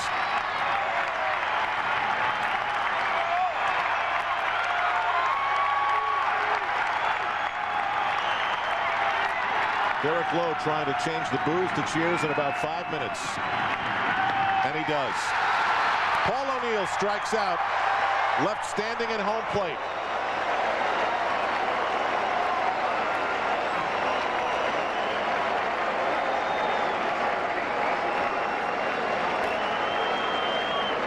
And so the Red Sox end their little 4-game losing streak to the Yankees. Pedro Martinez beats the Yankees for the first time in the last 6 times that he has started. And boy, did the Red Sox pile up the K's tonight. 13 punchados for Pedro Martinez. Derek Lowe gets the save. And this night was all about the pitching. Have been struggling at home, Jerry Remy. They lost last night to the Twins 5-4 in the opener of this series and have dropped 8 of their last 14 at home. Well, it's hard to explain, Mal. Early in the season, it was because of the schedule. They felt like they played some tougher teams here at Fenway Park, but recently they've lost a lot of very close ball games, and the inability to get the clutch hit in certain situations has really hurt them recently. And the batting order this afternoon for the Twins against Pedro Martinez. Jock Jones will lead off and play left field. Batting second, the shortstop Christian Guzman. Corey Koski at third base. David Ortiz, who recently had a 19-game hitting streak, is the DH. Torrey Hunter's name is beginning to be mentioned for MVP consideration. He has just been outstanding, leading the club in home runs, RBIs, and well on his way to another Gold Glove. Doug Minkiewicz, a Gold Glover at first base. Bobby Kelty in right field. A.J. Przinsky, who made the All-Star team, behind the plate. And the utility man, Denny Hocking, gets a start today at second base. Pedro Martinez has never lost to the Twins. He's 3-0 lifetime. He doesn't lose to many people. And he has really been the Red Sox stopper. 11-1 record following a Red Sox loss this season. Pedro leads, is second in the league with a 2.25 ERA. And of course, 188 strikeouts, leads the league by a lot. Command of all four pitches: the fastball, the cut fastball, the curveball, and the changeup. He uses his velocity as needed. If he needs a big strikeout, he can still get the fastball to 95 and 96. And of course, like all great pitches, when they get men on scoring position, it seems like they get focused more, and those guys generally don't score. And defensively for the Boston Red Sox, Johnny Damon been a great acquisition in center field, covering a lot of ground here. Cliff Floyd just acquired from Montreal. Trot Nixon in right field. Nomar Garciaparra, one of the best shortstops around. Jason Varitek, one of the top catchers in the league. Pretty solid defensive team. Johnny Damon has played 232 consecutive errorless games. So glad he could be with us from Fenway Park, one of the great venues in baseball, as Jock Jones leads off, swinging at the first pitch from Pedro. Jones, the leadoff hitter, but not the prototypical leadoff hitter, because he's going to strike out probably over 100 times this year. But Ron Gardenhire put him in the leadoff spot in spring training and left him there. He does hit. He has occasional power, 18 home runs, and he will steal bases. But he's not a high on-base percentage guy, and he won't walk much, only 26 times all year. And I think one of the reasons he's in the leadoff spot today against Pedro, pretty good success against Martinez, 4 for 9. And not many players around baseball have that kind of number against Martinez. Of the Twins, he has the best numbers against Pedro Martinez. Some high gas takes care of Guzman. You talked about the difference between the old Pedro and the new. He can still throw as hard as he did before, Jerry. He'll just kind of conserve it in the tank and reach back when he has to get a strikeout, like right here. Absolutely. Pedro will elevate this last fastball. You see Varitek go up in his crouch, and again, we talk about his location. He generally gets his pitches exactly where he wants them, and even that fastball at 88 at that location, unhittable. Christian Guzman, the young switch-hitting shortstop, steps in. Guzman struggled early in the year. He had a bad knee that's really affected his base-stealing ability and had a few lapses defensively in the field. And Ron Gardenhire has had a couple of heart-to-heart talks with him. And since the All-Star break, he's been playing much better. But very young player, as most of these Twins are.